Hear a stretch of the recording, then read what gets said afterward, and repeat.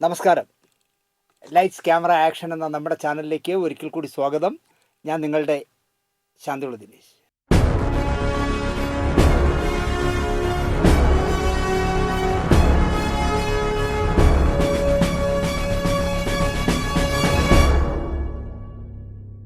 Cinema മലയാളികൾക്ക് ഇഷ്ടമാണ്, സിനിമാക്കാരിയും ഇഷ്ടമാണ്.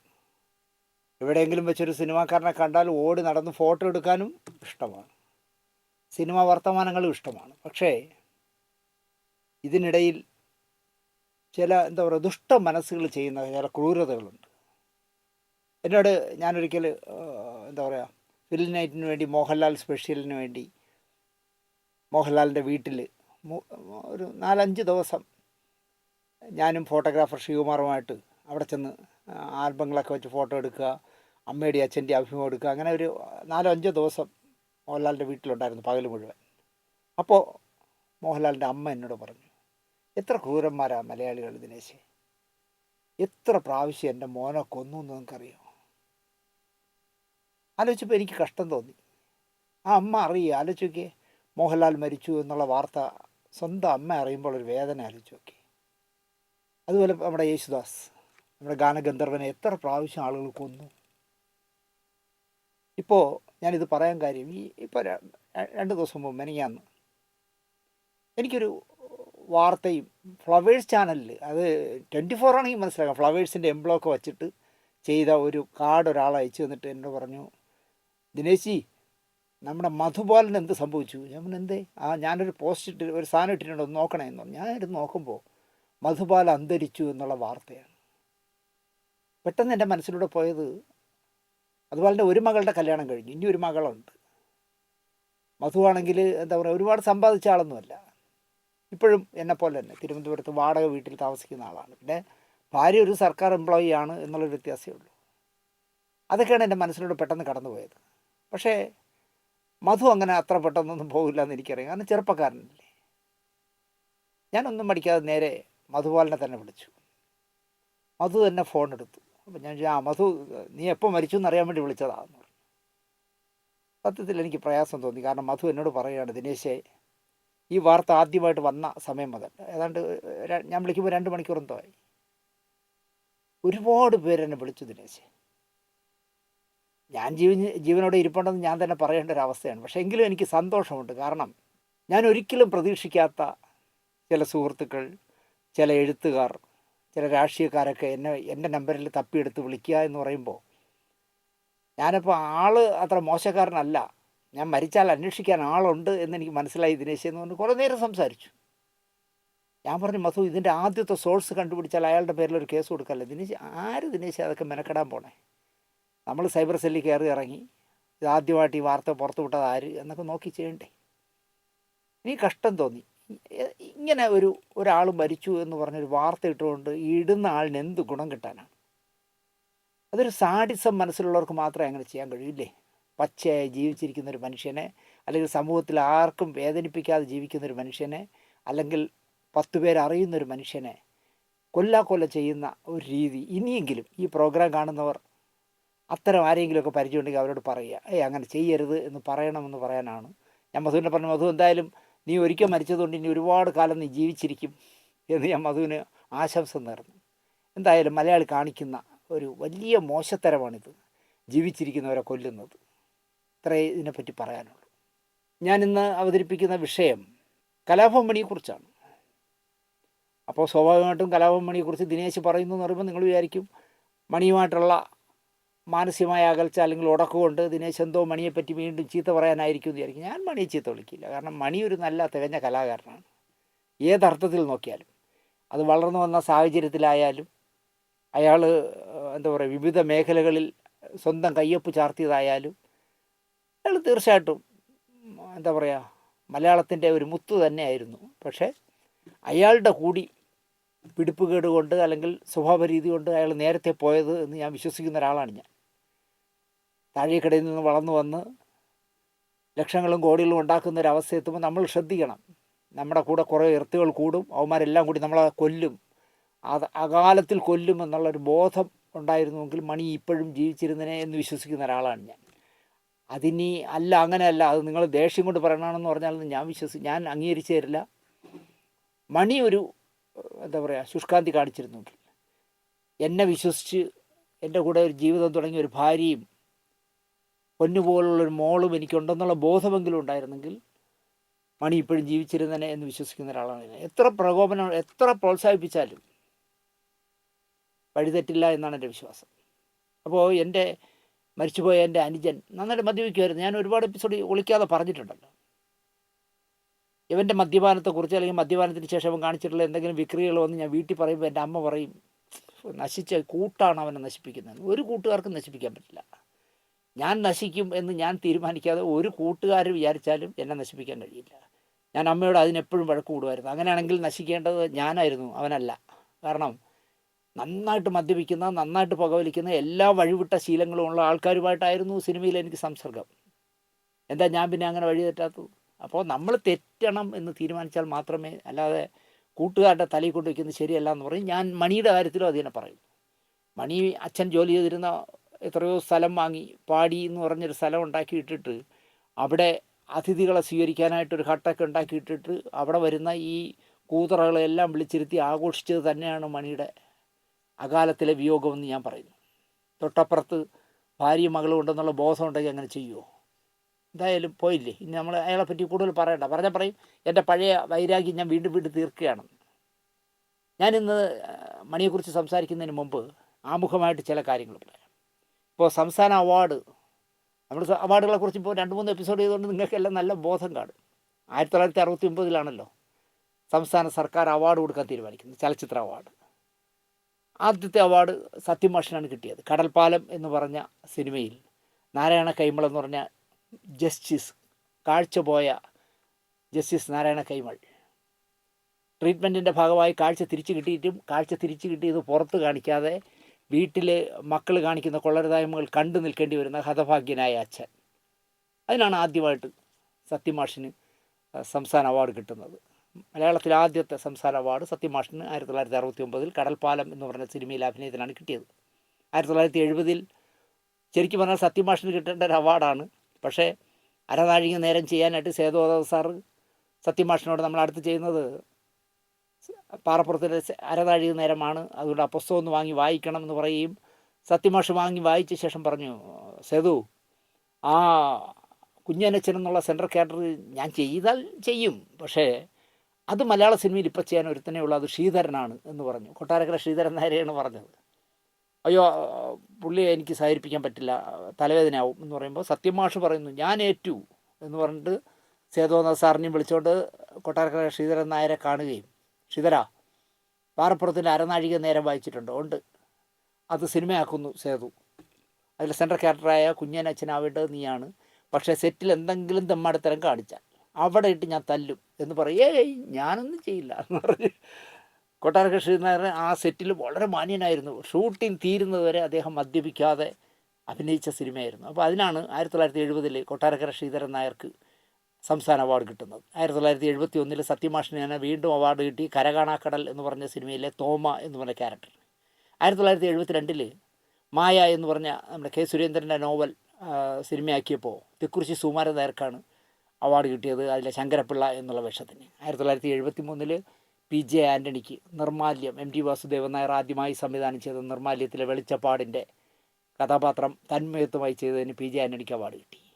1974 അടൂർ ഭാസിക്കാണ് അവാർഡ് കിട്ടുന്നത്. സേതുമാധവ സാറിൻ്റെ ചട്ടക്കാരി എന്ന് പറഞ്ഞ സിനിമയിലെ മോറിസ് എന്ന് പറഞ്ഞ ക്യാരക്ടർ, വെള്ളം അടിച്ച് കോട് തിരിഞ്ഞ് നടക്കുന്ന ഒരു ആംഗ്ലോ ഇന്ത്യൻ മനുഷ്യനായിട്ട് മനോഹരമായി ഭാസി സാർ ചെയ്ത പടമാണ്. അതുപോലെ ചക്രവാകം എന്ന് പറഞ്ഞ സിനിമയിലെ ശങ്കരൻ എന്ന് പറഞ്ഞ ക്യാരക്ടറുമായിട്ടാണ് അവാർഡ് കിട്ടിയത്. 1975 നിലച്ചിരിക്കാതെ സുധീർ എന്ന് പറഞ്ഞ ചെറുപ്പക്കാരന് സത്യമാഷിൻ്റെ വിയോഗത്തിന് ശേഷം സത്യത്തിൻ്റെ നിഴലിൽ എന്ന് പറഞ്ഞ സിനിമയിൽ അഭിനയിച്ചതിന് സുധീറിനായിരുന്നു മികച്ച നടൻ്റെ അവാർഡ് കിട്ടിയത്. 1976 തണൽ, രാജീവ്നാഥിൻ്റെ തണൽ, പല്ലവി, 2 സിനിമകൾക്ക് MG സോമനാണ് മികച്ച നടനായത്. 1977 കൊടിയേറ്റത്തിലെ ശങ്കരൻകുട്ടി എന്ന് പറഞ്ഞ നല്ല അലക്കി തേച്ച മുണ്ട് ഉടുപ്പൊക്കെ ഇട്ട് കല്യാണത്തിന് പോകുമ്പോൾ ഭയങ്കര വേഗതയിൽ വന്നൊരു കാറ് റോഡിൽ കിടന്ന ചെളിവെള്ളം മുഴുവൻ ശങ്കരൻകുട്ടിയുടെ ദേഹം മുഴുവൻ അടിച്ച് തീർപ്പിക്കുമ്പോൾ ആ വെള്ളമെല്ലാം തുടച്ചിട്ട് ആ കാറ് പോണ സ്പീഡ് നോക്കി നിന്നിട്ട് എന്തൊരു സ്പീഡ് എന്ന് പറയുന്ന പാവം ശങ്കരൻകുട്ടി. അത് ആ വേഷം ചെയ്ത ഭരത് ഗോപിക്കാണ് ആദ്യമായിട്ട് അവാർഡ് കിട്ടുന്നത് 1977. 78 സുകുമാരൻ, എം ടി വാസുദേവൻ നായരുടെ ബന്ധനവും പിന്നെ ഏതോ ഒരു സ്വപ്നം എന്ന് പറഞ്ഞ സിനിമയ്ക്കും, അതിലെ ബന്ധനത്തിലെ ഉണ്ണികൃഷ്ണനും ഏതോ ഒരു സ്വപ്നത്തിലെ ദിവാകരൻ നായർക്കുമാണ് സുകുമാരൻ്റെ സംസ്ഥാന അവാർഡ് കിട്ടുന്നത്. 1979 വീണ്ടും അടർഭാസി മികച്ച നടനായി ജോൺ അബ്രഹാമിൻ്റെ ചെറിയാച്ചൻ്റെ ക്രൂരകൃത്യങ്ങളിൽ. 1980 അച്ചൻകുഞ്ഞ്, ഭരതൻ സംവിധാനം ചെയ്ത, പത്മരാജൻ്റെ തിരക്കഥയിൽ ഭരതൻ സംവിധാനം ചെയ്ത ലോറി എന്ന് പറഞ്ഞ സിനിമയിലെ വേലൻ എന്ന് പറഞ്ഞ ക്യാരക്ടറാണ് കിട്ടിയത്. ഞാൻ 80 വരെ പറയുന്നുള്ളൂ. അത് പറയാൻ കാര്യം എന്താണെന്ന് ചോദിച്ചാൽ, ഈ പറയുന്ന 69 മുതൽ 80 വരെയുള്ള അല്ലെങ്കിൽ 10 വർഷക്കാലം 11 വർഷക്കാലത്തെ കഥ പറയാൻ കാര്യം, ഈ 11 വർഷക്കാലവും ശ്രദ്ധേയമായ വേഷങ്ങൾ ചെയ്ത ആളായിരുന്നു നമ്മുടെ നടൻ മധു സാർ. ഇപ്പോൾ 70-ലാണെങ്കിൽ ഓളവും തീരവും എന്ന് പറഞ്ഞ പടത്തിലെ ബാപ്പുട്ടി, പി എൻ മേനോൻ ചെയ്ത ഓളവും തീരവും, എം ടിയുടെ ഓളവും തീരവും. ഇപ്പോൾ മോഹൻലാൽ അത് റീടേക്ക് ചെയ്യുന്നുണ്ട്, പ്രിയദർശൻ. നമുക്ക് നോക്കാം ബാപ്പുട്ടിയായിട്ട് മധു സാർ അഭിനയിച്ചത് എങ്ങനെയുണ്ട്, മോഹൻലാൽ എങ്ങനെ അഭിനയിക്കുന്നു എന്ന്. മനോഹരമായി മധു സാർ ചെയ്ത വേഷമായിരുന്നു ഓളവും തീരത്തിലെ ബാപ്പുട്ടി. 1971 വിത്തുകൾ, ഉമ്മാച്ചു എന്ന് പറഞ്ഞ 2 സിനിമകൾ മനോഹരമായ, എനിക്കിഷ്ടപ്പെട്ട സിനിമയാണ് ഞാൻ ഈ പറയുന്നത്. വിത്തുകളിലെ ഉണ്ണികൃഷ്ണനും ഉമ്മാച്ചുലെ മായൻകുട്ടിയും. 1972 അടൂർ ഗോപാലകൃഷ്ണൻ്റെ സ്വയംവരത്തിൽ വിശ്വൻ, ആ സ്വയംവരത്തിൽ അഭിനയിച്ച നടിക്ക് ശാരദയ്ക്ക് തന്നെ സംസ്ഥാന അവാർഡ് കിട്ടിയപ്പോഴും മധു സാറിനെ പരിഗണിച്ചതേയില്ല. 1970 ഏണിപ്പടികൾ എന്ന് പറഞ്ഞ തകഴിയുടെ ഏണിപ്പടികൾ സിനിമയായപ്പോൾ അതിലെ വിശ്വനാഥ കേശവപിള്ള എന്നുള്ള വേഷവും, ചെണ്ട എന്ന് പറഞ്ഞ സിനിമയിലെ ചെണ്ട വിദ്വാനായ അപ്പുവും, നഖങ്ങൾ എന്ന് പറഞ്ഞ സിനിമയിലെ ശങ്കരൻകുട്ടി, 3 മനോഹരമായ വേഷങ്ങളായിരുന്നു. 1974 സാർ തന്നെ, മധു സാർ തന്നെ സംവിധാനം ചെയ്ത മാന്യശ്രീ വിശ്വാമിത്രൻ എന്ന് പറഞ്ഞ സിനിമയിലെ മാർത്താണ്ഡൻ തമ്പി, നല്ല ഹ്യൂമറായിട്ട് മനോഹരമായി ചെയ്ത വേഷമായിരുന്നു മാർത്താണ്ഡൻ തമ്പി. 1975 മധു സാർ തന്നെ സംവിധാനം ചെയ്ത കാമം ക്രോധം മോഹം എന്ന് പറഞ്ഞ സിനിമയിലെ വിൻസെൻറ്റ്. 1976 നെഞ്ചിലൊരാലയം എന്ന് പറഞ്ഞ തമിഴ് സിനിമ റീമേക്ക് ചെയ്ത, മെർലാൻഡ് റീമേക്ക് ചെയ്ത ഹൃദയം ഒരു ക്ഷേത്രത്തിലെ ഡോക്ടർ രമേശ്. 1977 ഐ വി ശശിയുടെ, പത്മരാജൻ്റെ തിരക്കഥയിൽ ഐ വി ശശി ചെയ്ത ഇതാ ഇവിടെ വരെ എന്ന് പറഞ്ഞ സിനിമയിലെ താറാവ് വളർത്തുകാരനായ പൈലിച്ചേട്ടൻ. 1978 ഇതാ ഒരു മനുഷ്യൻ, ഐ വി ശശിയുടെ. അമാനുഷ് എന്ന് പറഞ്ഞ ഹിന്ദി സിനിമ റീമേക്ക് ചെയ്ത ഇതാ ഒരു മനുഷ്യനിലെ മധുസൂദനും ഞാൻ മാത്രം എന്ന് പറഞ്ഞ പടത്തിലെ ചന്ദ്രൻ പിള്ളയും. 1979 വേനലൊരു മഴ, അതും രജനീകാന്തിനെയും ശരത് ബാബുവിനെയും വെച്ച് മഹേന്ദ്രൻ സംവിധാനം ചെയ്ത മുള്ളും മലരും എന്ന് പറഞ്ഞ തമിഴ് സിനിമയുടെ റീമേക്കായിരുന്നു, അതിലെ വാസു. 1980 ഐ വി ശശിയുടെ മീൻ എന്ന് പറഞ്ഞ സിനിമയിലെ കുര്യാക്കോസ് മുതലാളിയും, അകലങ്ങളിൽ അഭയം എന്ന് പറഞ്ഞ ജെ.സി. സാർ എൻ്റെ ഗുരുനാഥൻ ചെയ്ത സിനിമയിലെ ജസ്റ്റിസ് രഘുരാമൻ എന്ന് പറഞ്ഞ വേഷവും ചെയ്തു. ഇതൊക്കെ സംസ്ഥാന അവാർഡുകൾ വാങ്ങാവുന്ന ശക്തമായ വേഷങ്ങളായിരുന്നു. പക്ഷേ ഈ പറഞ്ഞ 1969 മുതൽ 1980 വരെ ഒരു അവാർഡും, 80 എന്നല്ല, സംസ്ഥാന അവാർഡ് ഒരിക്കലും മധു സാറിന് കിട്ടിയിട്ടില്ല. പക്ഷേ ഒരിടത്ത് പോലും മധു സാർ എനിക്കൊരു സംസ്ഥാന അവാർഡ് തരാതെ, സംസ്ഥാന ജൂറി അല്ലെങ്കിൽ സംസ്ഥാന സർക്കാരുകൾ, മാറി മാറി വന്ന സർക്കാരുകൾ എനിക്കൊരു അവാർഡ് തന്നിട്ടില്ല എന്നുള്ളൊരു പരാതിയെ ജെ.സി. സാർ പറഞ്ഞിട്ടില്ല. ഇങ്ങനെ പറയാൻ കാര്യം എന്ന് വെച്ചാൽ 1999 മണി അഭിനയിച്ച വാസന്തിയും ലക്ഷ്മി എന്ന് പറഞ്ഞ സിനിമ തിയേറ്ററിലെത്തുന്നത്. രാമു എന്ന് പറഞ്ഞൊരു അന്ധനായിട്ട് മനോഹരമായി മണി ചെയ്ത വേഷം. അപ്പോൾ 1999 സിനിമാ അവാർഡുകളെ പരിശോധിച്ചാൽ ജയരാജ് സംവിധാനം ചെയ്ത കരുണമായിരുന്നു മികച്ച ചിത്രം. അതിൽ ആ കർണത്തിലെ നായകൻ എന്ന് പറഞ്ഞ വാവച്ചൻ, കാണുമ്പോൾ നമുക്ക് അതിശയം തോന്നി, ഈ മനുഷ്യനെ വെച്ച് എങ്ങനെ ഇത് ഷൂട്ട് ചെയ്തു. രണ്ടാമത്തെ ചിത്രമായി തിരഞ്ഞെടുത്തത് ടി.കെ. രാജീവ് കുമാർ സംവിധാനം ചെയ്ത, ബി ഉണ്ണികൃഷ്ണൻ ആദ്യമായിട്ട് തിരക്കഥ എഴുതിയ ജലമർമ്മരം എന്ന് പറഞ്ഞ സിനിമയായിരുന്നു. അത് പരിസ്ഥിതിയുമായി ബന്ധപ്പെട്ട അല്ലെങ്കിൽ എൻഡോസൾഫനുമായിട്ടൊക്കെ ബന്ധപ്പെട്ടൊരു വളരെ സീരിയസ് ആയ ഒരു സബ്ജക്റ്റായിരുന്നു. ആ വർഷത്തെ മികച്ച നടൻ എന്ന് പറയുന്നത് മോഹൻലാലായിരുന്നു, വാനപ്രസ്ഥത്തിലെ കഥകളി വിദ്വാൻ്റെ വേഷം ചെയ്തതിന്. രണ്ടാമത്തെ നടൻ എം.ആർ. ഗോകുമാറായിരുന്നു, ഗോപാലൻ നായരുടെ താടി എന്നായിരുന്നു ആ സിനിമയുടെ പേര്. തിരക്കഥയാണെങ്കിൽ ബി ഉണ്ണികൃഷ്ണനും ടി.കെ. രാജീവ് കുമാറും കൂടി പങ്കിട്ടു ജലമർമ്മരത്തിൽ. കലാമേന്മയ്ക്കും ജനപ്രീതിക്കുമുള്ള ആ വർഷത്തെ അവാർഡ് കിട്ടുന്നത് വീണ്ടും ചില വീട്ടുകാര്യങ്ങൾ എന്ന് പറഞ്ഞ സത്യനന്ദിക്കാട് ലോഹിതദാസിൻ്റെ തിരക്കഥയിൽ ചെയ്ത സിനിമയ്ക്കായിരുന്നു. പ്രത്യേക പുരസ്കാരമായിരുന്നു കലാഭവൻ മണിക്ക് കൊടുത്തത്, വാസന്തിയും ലക്ഷ്മിയും പിന്നെ ഞാനും എന്ന് പറഞ്ഞ പടത്തിലെ രാമുവേട്ട അഭിനയിച്ചത്. ആ വർഷത്തെ ജൂറി പറഞ്ഞ റിപ്പോർട്ട് എന്താണെന്ന് ചോദിച്ചാൽ, മലയാള സിനിമകൾ 2 വ്യത്യസ്തമായ ധാരകളിലൂടെ രൂപപ്പെടുന്നു. സ്ഥിരം ശൈലിയിലുള്ളതും വൻതുക മുതൽ മുടക്ക് ആവശ്യമുള്ളതും കയ്യിൽ ഒതുങ്ങാത്തതുമായ ചിത്രങ്ങളാണ് ഒരു വിഭാഗം. മറുവശത്ത് പുത്തൻ പ്രമേയങ്ങൾ, സാങ്കേതിക തികവ്, പുതിയ കണ്ടെത്തലുകൾ, പരീക്ഷണ ചിത്രങ്ങളൊക്കെയാണ് മറുവശത്ത്. ഈ രണ്ട് ധാരകളിലൂടെയാണ് മലയാള സിനിമ പൊയ്ക്കൊണ്ടിരിക്കുന്നതെന്ന് 1999 സിനിമകൾ കണ്ടപ്പോൾ ജൂറിക്ക് തോന്നി. പക്ഷേ ഇതിൻ്റെ ഇടയിൽ ഒരുപാട് കച്ചവട സിനിമകൾ വരുന്നത് ജൂറി കണ്ടിട്ടില്ലല്ലോ, അതുകൊണ്ടായിരിക്കും അത് പറയാത്തത്. 1999 മത്സരിച്ച നല്ല സിനിമകൾ ഏതൊക്കെയെന്ന് ചോദിച്ചാൽ ഞാൻ പറയും ഈ പറഞ്ഞ കരുണം, ജലമർമരം, വാനപ്രസ്ഥം, വീണ്ടും ചില വീട്ടുകാര്യങ്ങൾ, ഗോപാലൻ നായരുടെ താടി, അരയന്നങ്ങളുടെ വീട്, കുരുതിപ്പൂക്കൾ, പുനരധിവാസം, അങ്ങനെ ഒരു അവധിക്കാലത്ത്, നിറം, ഋഷിവംശം, ഗർഷോം മുതലായ നല്ല കുറേ സിനിമകൾ മത്സരിച്ചിരുന്നു. അതുപോലെ തന്നെ വേണമെങ്കിൽ ജനപ്രിയ ചിത്രത്തിന്, നന്നായിട്ട് ഓടിയ ചിത്രത്തിന് കൊടുക്കുന്ന അവാർഡ് ഇപ്പോൾ വീണ്ടും ചില വീട്ടുകാര്യങ്ങൾക്കാണ് കൊടുത്തത്. പക്ഷെ വേണമെങ്കിൽ നിറമുണ്ടായിരുന്നു, കമലിൻ്റെ നിറം, പ്രിയദർശൻ്റെ മേഘം, പല്ലാവൂർ നാരായണൻ, ഫ്രണ്ട്സ്, ചന്ദ്രൻ ഉദിക്കുന്ന ദിക്കിൽ, ഇംഗ്ലീഷ് മീഡിയം, കണ്ണെഴുതി പൊട്ടും തൊട്ട്, ഋഷിവംശം മുതലായ സിനിമകൾ ആ വർഷം ഇറങ്ങിയതാണ്. മികച്ച നടിയായി സംയുക്ത വർമ്മയാണ് 99 തിരഞ്ഞെടുക്കപ്പെട്ടത്. പക്ഷേ കണ്ണെഴുതി പൊട്ടും തൊട്ട് എന്ന് പറഞ്ഞ സിനിമയിലെ മഞ്ജു വാര്യരുടെ വേഷം മോശമായിരുന്നെന്ന് ആരെങ്കിലും പറയും? ആരും പറയില്ല. അതുപോലെ തന്നെ അരയന്നങ്ങളുടെ വീടിലെ ലക്ഷ്മി ഗോപാലസ്വാമിയുടെ വേഷം മനോഹരമായി ചെയ്ത വേഷമായിരുന്നു.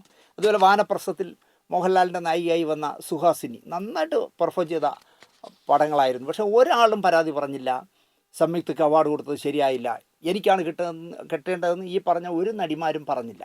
അതുപോലെ തന്നെ ജനപ്രിയ ചിത്രമായി അല്ലെങ്കിൽ കലാമൂല്യവും ജനപ്രിയ ചിത്രവുമായി വീണ്ടും ചില വീട്ടുകാര്യങ്ങൾ തിരഞ്ഞെടുക്കുമ്പോൾ ഫ്രണ്ട്സ് പോലെ കോടികൾ വാരിയെടുത്ത സിനിമകളുണ്ടായിരുന്നു. പക്ഷെ അവരാരും ഒരു പരാതിയും പറയാൻ പോയില്ല എന്നുള്ളതാണ്. ജൂറിയാണെങ്കിലോ, ജൂറിയുടെ ചെയർപേഴ്സൺ എന്ന് പറയുന്നത് സായ് പഞ്ചർപൈ എന്ന് പറഞ്ഞ സംവിധായികയായിരുന്നു. അവർ 21 സിനിമകൾ സംവിധാനം ചെയ്തിട്ടുണ്ട്. അതുപോലെ തന്നെ അവർ ചെയ്യുന്ന സിനിമകളുടെ തിരക്കഥാകൃത്തും സായ് പഞ്ചർപയ്യനായിരുന്നു. സ്പർശ്, കഥ, ചാസ്മേ ബുദ്ധൂർ, ദിശ എന്ന് പറഞ്ഞ 4 സിനിമകൾക്ക് അവർ ദേശീയ അവാർഡുകൾ, സംവിധാനം ചെയ്ത 4 സിനിമകൾക്ക് ദേശീയ അവാർഡുകൾ വാങ്ങി, 2 ഫിലിം ഫെയർ അവാർഡ് വാങ്ങി. 2006 രാജ്യം പത്മഭൂഷൺ നൽകി സായി പഞ്ചരപ്പയെ ആദരിച്ചു. ഇതാണ് ജൂറി ചെയർപേഴ്സൺ. എന്നാൽ അതിൽ ജൂറി മെമ്പർമാർ ആരൊക്കെയായിരുന്നു? ഒന്ന് KS സേതുമാധവൻ, ഒരാളുടെയും വിട്ടുവീഴ്ചയില്ലാത്ത കർക്കശക്കാരനായ മനുഷ്യനാണ് സേതു സാറെന്ന് ഞാൻ പറഞ്ഞു തരേണ്ട കാര്യമില്ല. ഞാൻ മുമ്പ് പല കഥകളിലും പറഞ്ഞിട്ടുണ്ട്. ഷൂട്ടിൽ ലൊക്കേഷനിൽ പോലും ആവശ്യമില്ലാത്ത ഒരാൾ വന്ന് നിന്നാൽ എന്താ പുറത്തേക്ക് പോകും എന്ന് പറയുന്ന അത്രയും പട്ടാളച്ചിട്ടയുള്ള സേതുമാധവൻ സാറാണ് ഒരു ജൂറി മെമ്പറായിരുന്നത്. പിന്നെ നമ്മുടെ രാജാമണിയുടെ അച്ഛൻ BA ചിദംബരനാഥ്, സംഗീത സംവിധാന രംഗത്ത് എന്താ പറയുക മനോഹരമായ പാട്ടുകൾ ചെയ്ത BA ചിദംബരനാഥ്. S കോന്നനാട്ട്, സ്വാമിയേട്ടൻ എന്ന് വിളിക്കുന്ന കലാസംവിധായകൻ. ഫരീദ് ഹാഷ്മി, ലെനിൻ രാജേന്ദ്രൻ, B രവീന്ദ്രനായിരുന്നു മെമ്പർ സെക്രട്ടറി. ഇതിലാരെയെങ്കിലും നമുക്ക് ഇയാൾ ഇതിലുണ്ടാവും, ഇയാൾ ഈ ജൂറിയൊക്കെ ആവാനുള്ള യോഗ്യതയുണ്ടോ എന്ന് ചോദിക്കാവുന്ന ഒരാളും ഈ പറഞ്ഞ ലിസ്റ്റിലില്ല. അത് ചെയർപേഴ്സൺ ആയാലും ശരി, സേതുമാധവൻ സാർ മുതൽ ലെനിൻ രാജേന്ദ്രൻ വരെയുള്ള ഒരാളിനെയും നമുക്ക് മോശം പറയാൻ കഴിയില്ല. അവരായിരുന്നു 1999 ജൂറി. മണിയെ ഒഴിവാക്കിയതിന് കാരണം, ഇപ്പോൾ മണി മരിച്ചിട്ട് 8 വർഷമായല്ലോ. 8 വർഷമായപ്പോൾ മണിയെ നന്നായിട്ട് വിറ്റെടുത്തിട്ടുള്ള, അല്ലെങ്കിൽ മോഹൻലാലിൻ്റെയും മമ്മൂട്ടിയുടെയൊക്കെ ഡേറ്റ് കിട്ടാത്തതുകൊണ്ട് മണിയെ പോലെ ദിലീപിനെയൊക്കെ പോലെ ഉള്ളവരെ വെച്ച് നന്നായിട്ട് സിനിമകളെടുത്ത് നല്ല കാശ് സമ്പാദിച്ച, നല്ല പേരുണ്ടാക്കിയ മഹാനായ ഒരു സംവിധായകൻ 8ാം വാർഷികത്തിൽ എല്ലാ വർഷവും അദ്ദേഹം ഇങ്ങനെ മണിക്ക് വാസന്തി ലക്ഷ്മിയിലും അവാർഡ് കൊടുക്കാത്തതിനെ കുറിച്ച് തെറി വിളിക്കുന്ന ഒരു ലേഖനം എഴുതും. മണിയുടെ ചുവരി വെച്ച് കൊടുക്കും. കാരണം മണി 8 വർഷമായില്ലേ മരിച്ചിട്ട്. അപ്പോൾ 8ാം വാർഷികത്തിൽ അദ്ദേഹം പറയുകയാണ്, മണിയെ ഒഴിവാക്കിയതിന് കാരണം സംവിധായകനോടുള്ള പക മണിയോട് തീർത്തതാണ് എന്നാണ് അദ്ദേഹം ഇന്ന് പറയുന്നത്. അപ്പം ഞാൻ ചോദിക്കുന്നത്, ഈ സംവിധായകനോട് KS സേതുമാധവൻ എന്ത് ദേഷ്യം, എന്ത് പക? അല്ലെങ്കിൽ പുറമേ നിൽക്കുന്ന ആരെങ്കിലും പറഞ്ഞു കൊടുത്താൽ കേൾക്കുന്ന ആളാണോ സേതുമാധവൻ സാർ? അല്ലെങ്കിൽ BA ചിദംബരനാഥ്, അല്ലെങ്കിൽ ലെനിൻ രാജേന്ദ്രൻ, അല്ലെങ്കിൽ S കോന്നനാട്ട് എന്ന് പറയാനുള്ള ധാർമ്മികമായ മര്യാദ ഈ സംവിധായകൻ കാണിക്കണ്ടേ? അദ്ദേഹം പറയുന്നത് മണിയെ ഒഴിവാക്കിയതിന് കാരണം സംവിധായകനോടുള്ള പക മണിയോട് തീർത്തു എന്നാണ്. കലാഭവൻ മണി മരിച്ചിട്ട് 8 വർഷമായി. ഈ 8 വർഷമായി മണിയെ മുന്നിൽ നിർത്തി വാസന്തിയും ലക്ഷ്മിയും പിന്നെ ഞാനും എന്ന സിനിമയുടെ സംവിധായകൻ ഇത് തന്നെ പറഞ്ഞുകൊണ്ടിരിക്കുന്നു എന്നുള്ളതുകൊണ്ടാണ് നമ്മൾ ഈ എപ്പിസോഡിൽ പറയുന്നത്. അല്ല, എനിക്ക് ആ സംവിധായകനോട് ഒരു വൈരാഗ്യമില്ല. ഇപ്പം എന്താ പറയുക, ഏതാണ്ട് വലിയൊരു 69,000 എനിക്ക് അതൊക്കെ മറക്കുകയാണ്. ഞാനതൊക്കെ ആവശ്യമില്ലാത്തൊക്കെ മറന്നു കളയാണ്. 59,800 അങ്ങനെ 69,800 എന്തോ സബ്സ്ക്രൈബേഴ്സ് ഉള്ളപ്പോൾ, അല്ലെങ്കിൽ 72,000 രൂപ യൂട്യൂബ് തരാനുള്ളപ്പോഴാണ് ഈ സംവിധാന പ്രതിഭ എൻ്റെ പേരിൽ അന്നത്തെ CPIയുടെ ഏതോ മന്ത്രിയെ പിടിച്ചിട്ട്, ഇപ്പോൾ തൃശ്ശൂർ മത്സരിക്കുന്ന സുനിലാണോ ആരെയോ പിടിച്ചിട്ട് സൈബർ സെല്ല് വഴി എൻ്റെ ചാനലിനെ ബ്ലോക്ക് ചെയ്ത് കളഞ്ഞു, ചാനലിനെ മർജ് ചെയ്ത് കളഞ്ഞു, ഇല്ലാതാക്കി കളഞ്ഞു. എന്ന് കരുതി എനിക്ക് അയാളുടെ വിരോധമൊന്നുമില്ല. കാരണം 1 മണിക്കൂർ കഴിഞ്ഞപ്പോൾ ഞാൻ വീണ്ടും ലൈസ് ക്യാമറ ആക്ഷൻ നിന്ന് തുടങ്ങുകയും ഇപ്പോൾ അത് പ്രസൻറ്റ് ടൈമിൽ 1,79,000 സബ്സ്ക്രൈബേഴ്സായിട്ട് നിൽക്കുന്നതുകൊണ്ട് തന്നെ എനിക്ക് പുല്ലേ മാത്രം എന്ന് വിചാരിക്കുന്ന ഒരാളാണ് ഞാൻ.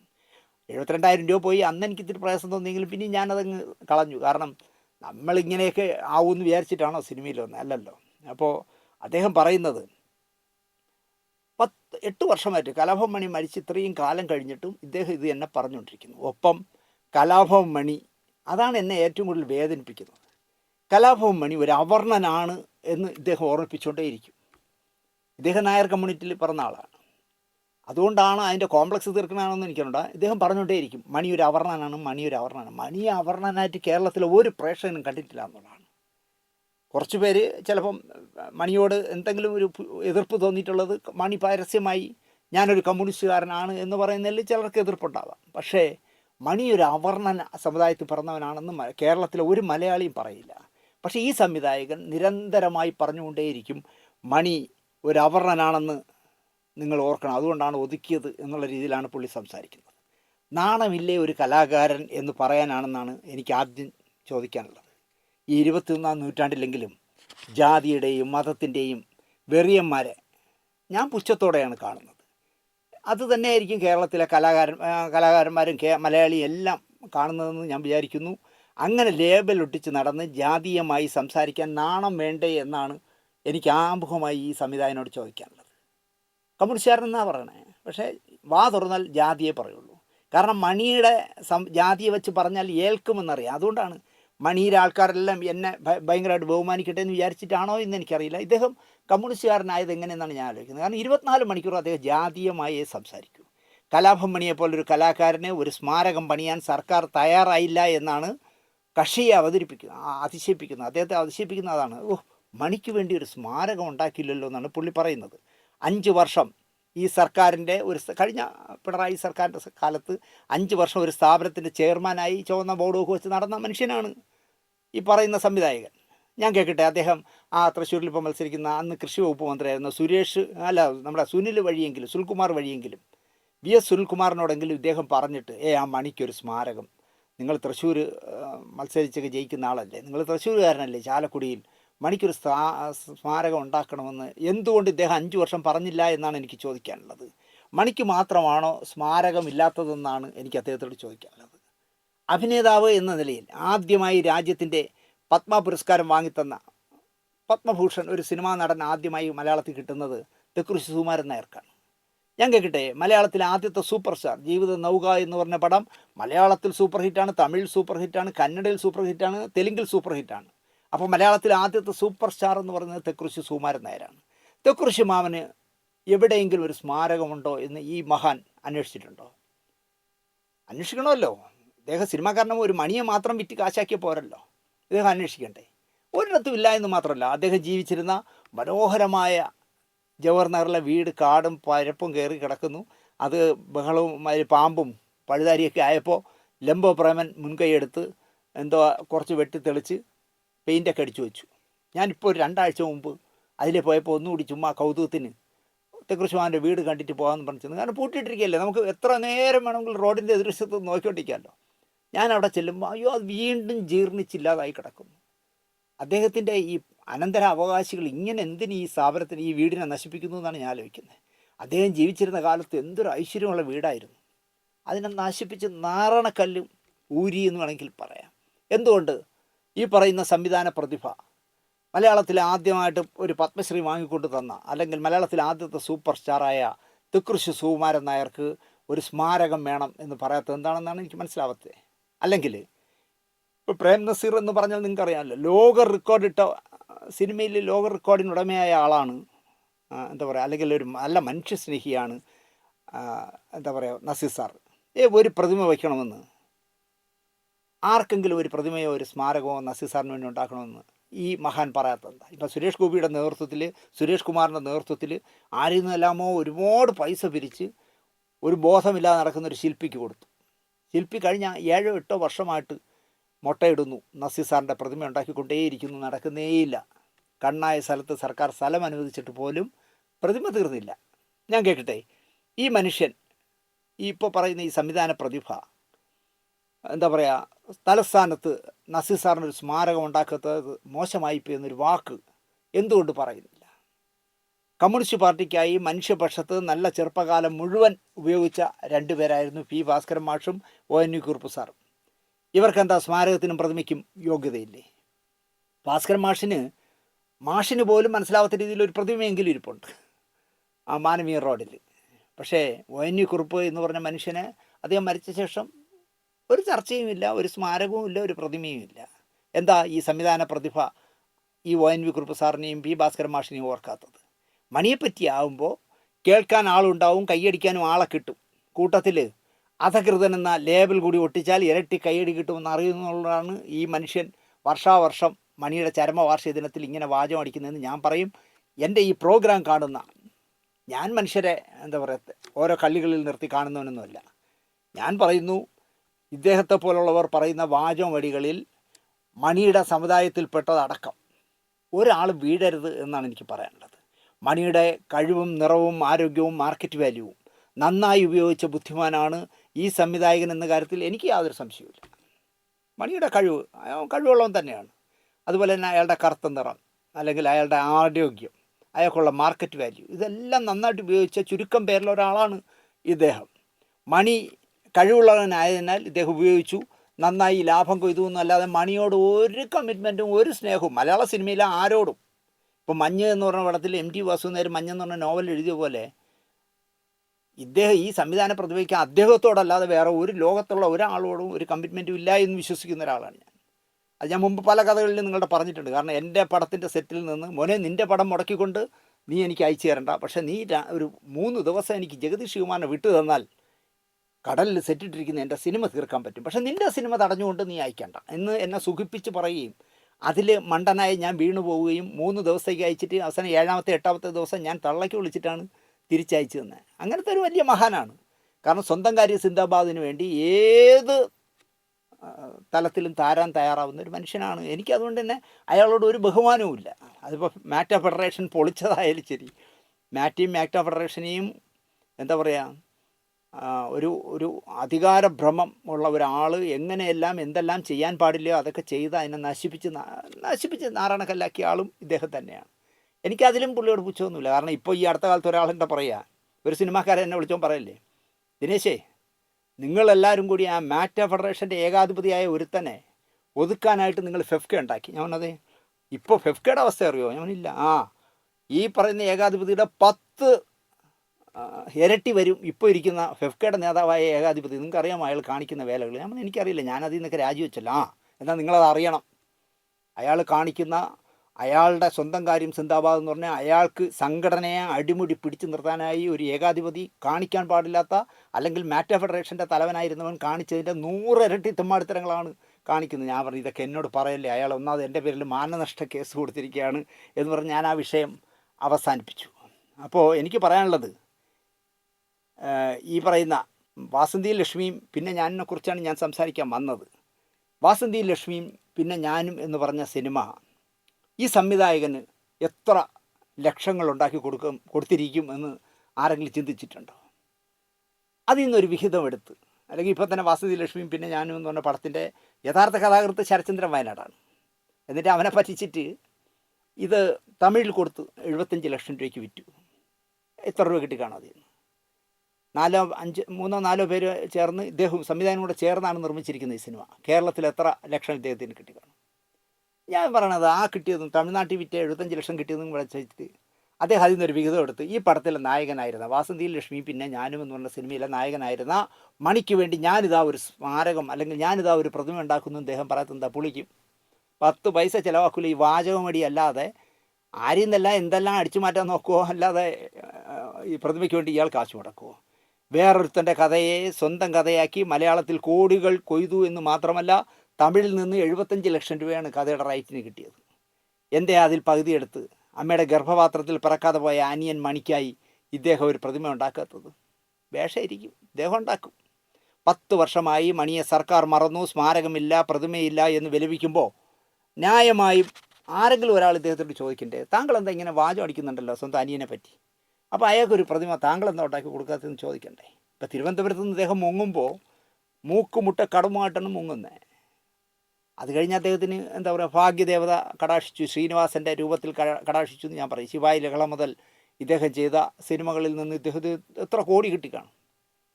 അപ്പോൾ എൻ്റെ ചാനൽ അദ്ദേഹം പൂട്ടാൻ വേണ്ടി അദ്ദേഹം കളിച്ച കളി എന്ന് പറയുന്നത്, അദ്ദേഹത്തിൻ്റെ മകനെ വെച്ചൊരു സിനിമ ചെയ്ത് പറ്റിച്ചൊരു പാവത്തിൻ്റെ വീടും കൂടും എല്ലാം നശിപ്പിച്ചതിനെ പറ്റി പറഞ്ഞപ്പോഴാണ് ഇദ്ദേഹം കൊണ്ടുവന്ന് കേസ് കൊടുത്തത്, സൈബർ വഴി എന്നെ ഒതുക്കിയത്. അതുകൊണ്ട് ഞാൻ കൂടുതലൊന്നും പറയുന്നില്ല. സത്യസന്ധമായി ഈ സമുദായം പറയുമോ, മണി മരിക്കുന്നതിനും വർഷങ്ങൾക്ക് മുമ്പേ തന്നെ ഞാനുമായി മണി പിണങ്ങിയിരുന്നു എന്നുള്ള ഇന്നുവരെ പറഞ്ഞിട്ടില്ല പുള്ളി പറയില്ല. പക്ഷേ മലയാള സിനിമ ഇൻഡസ്ട്രിക്ക് അറിയാം, കലാഭവൻ മണി മരിക്കുന്നതിനും വർഷങ്ങൾക്ക് മുമ്പ് തന്നെ ഇദ്ദേഹവുമായി പിണങ്ങിയിരുന്നു, ഇദ്ദേഹവുമായിട്ട് ഇനി സഹകരിക്കില്ല എന്ന് തീരുമാനിച്ചിരുന്നു. പക്ഷേ ഇദ്ദേഹം അത് പുറത്ത് പറയില്ല. ഇദ്ദേഹം പറയുന്നത്, ഞാൻ അവന് സ്മാരകം പണിഞ്ഞില്ലേ, ചാലക്കുടി ചങ്ങാതി എടുത്തില്ലേ, ഞാൻ എല്ലാ വർഷവും അവന് വേണ്ടി മറ്റുള്ളവരെ തള്ളയ്ക്ക് വിളിക്കുന്നില്ലേ എന്നൊക്കെ ഇദ്ദേഹം പറയും. വാസ്തവത്തിൽ സത്യസന്ധമായി ആണെങ്കിൽ ഇദ്ദേഹം പറയണ്ടേ, ഞാനും മണിയുമായിട്ട് അഭിപ്രായ വ്യത്യാസം ഉണ്ടായിരുന്നു, ഞങ്ങൾ തമ്മിൽ പിണങ്ങിയതിന് ശേഷമാണ് മണി മരിച്ചതെന്ന് പറയണ്ടേ. സത്യസന്ധമായി പറഞ്ഞാൽ മണി ഒരു പാവം പൊട്ടനായിരുന്നു എന്നാണ് എൻ്റെ ഒരാൾ പറഞ്ഞത്. ഒരു പാവത്താനായ പൊട്ടനാണ് മണി എന്നാണ് ഒരു സിനിമാക്കാരൻ എന്നോട് ഈ വിഷയം സംസാരിക്കുന്ന സമയത്ത് ഞാൻ വിളിച്ച് ഇങ്ങനെ സംസാരിച്ചുകൊണ്ടിരിക്കുമ്പോൾ എൻ്റെ പറഞ്ഞത്. ഇതിന് ശരിക്കും പറയാവുന്നത്, കലാഭവൻ മണി എന്ന് പറഞ്ഞൊരു പാവത്താനായ പൊട്ടനാണ്, വരും വരായികളൊന്നും അറിഞ്ഞാത്തൊരു മനുഷ്യനാണ് എന്നാണ് പറഞ്ഞത്. അപ്പോൾ അങ്ങനെയുള്ള പാവത്താനായ പൊട്ടനോട് എന്തിനാണ് എനിക്ക് പിണങ്ങേണ്ടി വന്നത് എന്ന് പോലും പറയണ്ടേ. മണിയുടെ ഒരു പൊട്ടത്തരം കൊണ്ടാണ് മണി പിണങ്ങിയത്. അയാൾ തനിക്ക് വന്നു ചേരുന്ന സൗഭാഗ്യങ്ങളിൽ, അവസരങ്ങളിൽ അഭിരമിച്ചിരുന്നു. അത്തരം സത്യസന്ധമായ പൊട്ടത്തരങ്ങളിൽ അയാളെ പറ്റിച്ചതിൽ, വേദനിപ്പിച്ചതിൽ ഈ സംവിധായകൻ്റെ പങ്ക് ചെറുതല്ല എന്ന് വിശ്വസിക്കുന്ന ആളാണ് ഞാൻ സത്യസന്ധമായാണ് പറയുന്നത്. ഈ സംവിധായകൻ അയാളെ മാനസികമായി വേദനിപ്പിച്ചതിൽ ചെറുതല്ലാത്തൊരു പങ്ക് ഈ സംവിധായകനുണ്ട്. മണിയുമായുള്ള സിനിമാ ജീവിതത്തിലെ വർഷങ്ങൾ നീണ്ട യാത്രയും അകാലത്തിലുള്ള മണിയുടെ മരണവും എല്ലാം ഞാൻ എൻ്റെ വ്യക്തി ജീവിതത്തെ പോലും എൻ്റെ വ്യക്തി ജീവിതത്തിൽ സ്പർശിച്ചിരുന്നു എന്നാണ് ഈ സംവിധായകൻ പറയുന്നത്. ഒരു പുല്ലും സ്പർശിക്കില്ല, അങ്ങനെ ഒരാളുടെയും ഒരു പ്രയാസവും ഈ സംവിധായകൻ്റെ മനസ്സിൽ തൊടില്ല എന്നാണ്. കാരണം അദ്ദേഹത്തിൻ്റെ വളർച്ചയ്ക്ക് വേണ്ടി ചവിട്ടുപടിയാക്കും എന്നുള്ളതല്ലാതെ ഒരാളോട് ഒരു കമ്മിറ്റ്മെൻറ്റും അദ്ദേഹത്തിന് ഇല്ല. പക്ഷെ അദ്ദേഹം പറയുന്നത് മണിയുമായിട്ടുള്ള എന്താ പറയുക, സിനിമാ ജീവിതത്തിലെ വർഷങ്ങൾ നീണ്ട യാത്രയും അകാലത്തിലുള്ള മണിയുടെ മരണവും എല്ലാം എന്നെ വ്യക്തി ജീവിതത്തെ പോലും സ്പർശിച്ചു എന്നാണ് പറയുന്നത്. 100% ഞാൻ പറയും കള്ളമാണെന്ന്. മണിക്ക് നേരെയുണ്ടായ ചില വിവേചനങ്ങളെ എതിർത്തതുകൊണ്ട് മലയാള സിനിമയ്ക്കുള്ളിൽ എന്നെ പലപ്പോഴും എന്താ പറയുക, ശത്രുപക്ഷത്ത് നിർത്തുകയും എനിക്ക് പ്രതികരിക്കേണ്ടിയും വന്നിട്ടുണ്ട് എന്നാണ് അദ്ദേഹം പറയുന്നത്. ഒന്നുമില്ല, മണിക്ക് വേണ്ടിയൊന്നും ഇദ്ദേഹം പ്രതികരിച്ചിട്ടുമില്ല. സംസ്ഥാന അവാർഡിൻ്റെ വിഷയം അദ്ദേഹത്തിൻ്റെ പടമായതുകൊണ്ടാണ് അദ്ദേഹം അന്ന് വാചകം അടിച്ചത്. അതിനുശേഷം മണി മരിക്കുന്നവരെയും മണിക്ക് വേണ്ടി ഒരു പ്രതികരണവും പുള്ളി നടത്തിയിട്ടില്ല. അത് നമുക്കിങ്ങനെ സുഖിപ്പിച്ച് പറയാമെന്നുള്ളതല്ലാതെ യാഥാർത്ഥ്യങ്ങളല്ല ഈ പറയുന്നത്.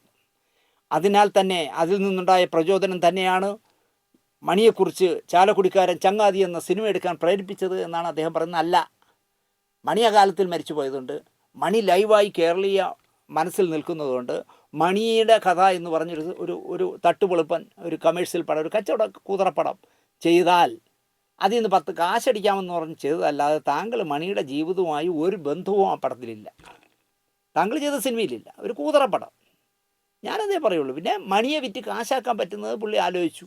ചാലക്കുടി ചങ്ങാതി എന്നൊക്കെ ഇട്ടാൽ മണിയുടെ ആട്ടോറിക്ഷ പോലെ തന്നെ ഇതിലും നല്ല മൈലേജ് ഉണ്ടാവുമെന്ന് അദ്ദേഹം വിചാരിച്ചു. മലയാള സിനിമയിൽ മറ്റാർക്കും കിട്ടാത്ത സ്മരണാഞ്ജലിയായി അങ്ങനൊരു ചിത്രം ചരിത്രത്തിൻ്റെ ഭാഗമാക്കാൻ കഴിഞ്ഞതിൽ ഏറെ കൃതാർത്ഥനാണ് ഞാനെന്ന് അദ്ദേഹം പറഞ്ഞു. ചരിത്രത്തിൻ്റെ ഒരു ഭാഗത്തും ഇല്ല സർ ഈ പറയുന്ന വാസന്തിയും ലക്ഷ്മിയും പോലെയോ അല്ലെങ്കിൽ കരുമാടിക്കുട്ടം പോലെയോ താങ്കൾ ചെയ്ത സിനിമയുമായിട്ട് താരതമ്യം ചെയ്താൽ ചാലക്കുടി ചങ്ങാതി എന്ന് പറഞ്ഞ സിനിമ ചരിത്രത്തിൻ്റെ ഒരു ഭാഗവും ആവില്ല സർ. അതുകൊണ്ടാണ് കേരളത്തിലെ പ്രേക്ഷകർ തള്ളിക്കളഞ്ഞത്, കുപ്പത്തൊട്ടിയിലിട്ട് കളഞ്ഞത് ആ പടം. കാരണം അത്ര ഒരു കൂതറ പടമായതുകൊണ്ടാണ് ചെയ്തത്. അതാണ് സത്യം. വാസന്തിയും ലക്ഷ്മിയും പിന്നെ ഞാനും കോടികൾ നേടിയപ്പോൾ അതിൻ്റെ 2ാം ഭാഗം എടുക്കാൻ ഞാൻ തയ്യാറെടുപ്പ് തുടങ്ങിയിരുന്നു എന്ന് ഇദ്ദേഹം പറയൂ? ഇപ്പോൾ പറയില്ല. അദ്ദേഹം വാസന്തി ലക്ഷ്മിയുടെ 2ാം ഭാഗം എടുക്കാൻ പ്ലാൻ ചെയ്തതാണ്. പക്ഷേ പറയാനുള്ളതൊക്കെ 1ാം ഭാഗത്തിൽ ഭംഗിയായി പറഞ്ഞതിനാൽ അതിൻ്റെ തുടർച്ച വേണ്ട എന്ന് മണി കർശനമായി പറഞ്ഞുകൊണ്ടല്ലേ നടക്കാത്തത്. കാരണം മണിക്ക് ഇദ്ദേഹമായിട്ടുള്ള സഹവാസം വേണ്ട എന്ന് മനസ്സുകൊണ്ട് അദ്ദേഹം തീരുമാനിച്ചു. ആ തീരുമാനം തന്നു ഇതിൻ്റെ പിന്നാലെ വരുന്ന കഥ കേൾക്കുമ്പോൾ നിങ്ങൾക്ക് മനസ്സിലാവും. അപ്പോൾ ഇദ്ദേഹം നന്നായിട്ട് വിറ്റുപോയതുകൊണ്ട് ഒരു ഭാഗം കൂടെ എടുത്താൽ ഒരു കൊട്ടാരം കൂടെ വയ്ക്കാമല്ലോ എന്ന് പുള്ളി വിചാരിച്ചു കാണും. പക്ഷേ മണി അത് അംഗീകരിച്ചില്ല. മണി പറഞ്ഞു, അത് പറയാവുന്നതെല്ലാം നമ്മൾ 1ാം ഭാഗത്തിൽ പറഞ്ഞു. ഇനി അതിൻ്റെ ഒരു തുടർച്ചയൊന്നും ആവശ്യമില്ല എന്ന് പറഞ്ഞു എന്നുള്ളതാണ് സത്യം. പക്ഷേ ഈ സംവിധായകൻ സമ്മതിക്കില്ല. മണിയോട് കൂറുള്ള സംവിധായകൻ ഇതൊക്കെ തുറന്ന് പറയണ്ടേ? ഞാനൊരു ഉദാഹരണം പറയാം. സുദേശ് എന്ന് പറഞ്ഞൊരു സംവിധായകൻ ദിലീപിനെ ഡബിൾ റോളിലാക്കി മാനസം എന്ന് പറഞ്ഞൊരു സിനിമ ചിത്രീകരിച്ചിട്ടുണ്ട്. ഓടിയില്ല പടം, ദിലീപ് ഡബിൾ റോളായിരുന്നു. അപ്പോൾ ആ മാനസം ചിത്രീകരണം നടക്കുന്നത് ഗുരുവായൂരിലാണ്. ഗുരുവായൂരിലെ എലൈറ്റ് ഹോട്ടലിൽ ലാൽ ജോസ്, ശരത്ചന്ദ്രൻ വയനാട്, ദിലീപ് ഒക്കെ ഉണ്ട് ഈ പടത്തിൽ പ്രവർത്തിക്കുന്നത്. ലാൽ ജോസാണ് അതിൻ്റെ അസോസിയേറ്റ്. അപ്പോൾ അവിടെ വെച്ച് ശരത്ചന്ദ്രൻ വയനാട് ഒരു കഥ പറഞ്ഞു, തൻ്റെ മനസ്സിലുള്ള ഒരു കഥ പറഞ്ഞു. അതിലെ കഥാപാത്രങ്ങൾ പറയുന്ന ഡയലോഗ് അടക്കം ലാൽ ജോസിനും ദിലീപിനും ഒക്കെ പറഞ്ഞു കൊടുത്തു. കഥ കേട്ട ദിലീപിനും ലാൽ ജോസിനും ഒക്കെ അതിശയമാവുന്നു. അയ്യോ എന്ത് രസമായിട്ട് ഒരു കഥ പറയുന്നു. അന്ന് മണി ഫ്രൈവിലേ ഇല്ല. പിന്നാലെ സുന്ദർദാസിൻ്റെ സല്ലാപം, കുടമാറ്റം തുടങ്ങിയ ദിലീപിൻ്റെ സിനിമകളിലും സാമൂഹ്യ പാഠം എന്ന് പറഞ്ഞ സിനിമയിലും ഒക്കെ ദിലീപും ഉണ്ടായിരുന്നു, ശരത്ചന്ദ്രൻ വയനാടും ഉണ്ടായിരുന്നു. അപ്പോൾ അവിടെ വച്ചൊക്കെ ഈ കഥാപാത്രത്തെക്കുറിച്ച് അല്ലെങ്കിൽ എൻ്റെ മനസ്സിലുള്ള സിനിമയെക്കുറിച്ചൊക്കെ ശരത്ചന്ദ്രൻ വയനാട് പറയുമായിരുന്നു. സാമൂഹ്യ പാഠം എന്ന സിനിമ വരും. ഒരു വിഷയവും പഠിക്കാത്ത പൊട്ടന്മാർ വരെ വിജയിക്കുന്ന വിഷയമാണല്ലോ സാമൂഹ്യ പാഠം എന്നാണ് ഒരിക്കൽ എന്നോട് ശരത്ചന്ദ്രൻ വയനാട് പറഞ്ഞത്. ഇംഗ്ലീഷിൽ തോക്കാം, ഹിന്ദിയിൽ തോക്കാം, കണക്കിൽ തോക്കാം, ഏതിലും തോക്കാം, പക്ഷേ സാമൂഹ്യ പാഠത്തിൽ ഒരു പൊട്ടനും തോക്കില്ല എന്നാണ് ശരത്ചന്ദ്രൻ എപ്പോഴും പറയാറ്. പക്ഷേ പ്രേക്ഷകർ സാമൂഹ്യ പാഠം കണ്ടില്ല എന്നാണ് അന്ന് ശരത്ചന്ദ്രൻ എന്നോട് പറഞ്ഞിരുന്നത്. അപ്പോൾ ശരത്ചന്ദ്രൻ എല്ലാ പടങ്ങളിലും കയറി ചെറിയ ചെറിയ വേഷങ്ങൾ ചെയ്യും. അപ്പോൾ സാമൂഹ്യ പാഠത്തിൽ ഹക്കീം എന്ന് പറഞ്ഞ താടിക്കാരൻ ഹക്കീം, ഇനിയിപ്പോൾ ഹക്കീമിൻ്റെ പേര് പറയാമെന്ന് പറഞ്ഞുണ്ട്, കാരണം അദ്ദേഹത്തിൻ്റെ ഭാര്യ എന്നെ തെറി വിളിച്ച പ്രോഗ്രാം നിങ്ങൾ കണ്ടിരിക്കുമല്ലോ. അപ്പോൾ ഹക്കീം ഒരു ഉരുളി മോഷ്ടിച്ചുകൊണ്ടൊക്കെ പോകുമ്പോൾ അത് നോക്കിക്കൊണ്ടിരിക്കുന്ന ക്ലോസപ്പ് ശരത്തിൻ്റെയാണ് കാണിക്കുന്നത്. അപ്പോൾ ഞാൻ ശരത്ചന്ദ്രൻ വയനാടിനോട് ഇത് പറഞ്ഞപ്പോൾ ശരത്ചന്ദ്രൻ വയനാട് പറഞ്ഞത്, എനിക്ക് എന്നെ കാണുന്നത്, പ്രേക്ഷകർക്ക് ആ നിൽക്കുന്ന ശരത്ചന്ദ്രൻ വയനാടാണെന്ന് കാണണമെന്നില്ല, പക്ഷേ എനിക്ക് എന്നെ കാണാൻ വേണ്ടിയാണ് ഞാൻ അത്തരം ജൂനിയർ വേഷങ്ങളിൽ അഭിനയിക്കുന്നത് എന്നാണ് ശരത്ചന്ദ്രൻ പറഞ്ഞത്. പക്ഷേ ശരത്ചന്ദ്രൻ വയനാട് സംവിധായകനായപ്പോൾ അഭിനയിക്കുകയില്ല. മറ്റുള്ളവരുടെ പടങ്ങളിൽ മാത്രമേ അദ്ദേഹം, ഇപ്പോൾ ദേവരായ മാഷിനോട് രവീന്ദ്രൻ മാഷ് പാട്ടുപാടാൻ അവസരം ചോദിച്ചല്ലേയാണ്. രവീന്ദ്രൻ മാഷ് പാട്ട് പാടാൻ ചോദിച്ചവൻ പറഞ്ഞു, അതിനിവിടെ പാടാൻ ദാസപ്പം ഉണ്ടല്ലോ എന്ന് പറഞ്ഞപ്പോൾ, അല്ല ദാസപ്പനെ പോലെ ഞാൻ പാടും. അല്ല ദാസപ്പനെ പോലെ നീ പാടണ്ട, ദാസപ്പം പാടിക്കൊള്ളും, അല്ലെങ്കിൽ നീ പോയി ഒരു കാര്യം ചെയ്യും, ദാസപ്പനെ കൊന്നിട്ട് വാ എന്ന് പറഞ്ഞു. എന്നിട്ട് രവീന്ദ്രൻ മാഷ് ചൂള എന്ന് പറഞ്ഞ സിനിമ ചെയ്യുമ്പോൾ അതിൻ്റെ റെക്കോർഡിങ്ങിന് വന്നിട്ട് പോകാനായിട്ട് കാറിൽ കയറാൻ നേരത്ത് രവീന്ദ്രൻ മാഷിനോട് ചോദിച്ചു, അല്ലടാ ഇതിൽ രവി ആരൊക്കെയാണ് പാടണേ എന്ന് ചോദിച്ചു. അപ്പോൾ ദാസേട്ടനാണ് പാടുന്നത്, മറ്റാണ് മറിച്ചാണെന്നൊക്കെ പറഞ്ഞു. എന്ത് നീ പാടുന്നില്ല എന്നിട്ട്?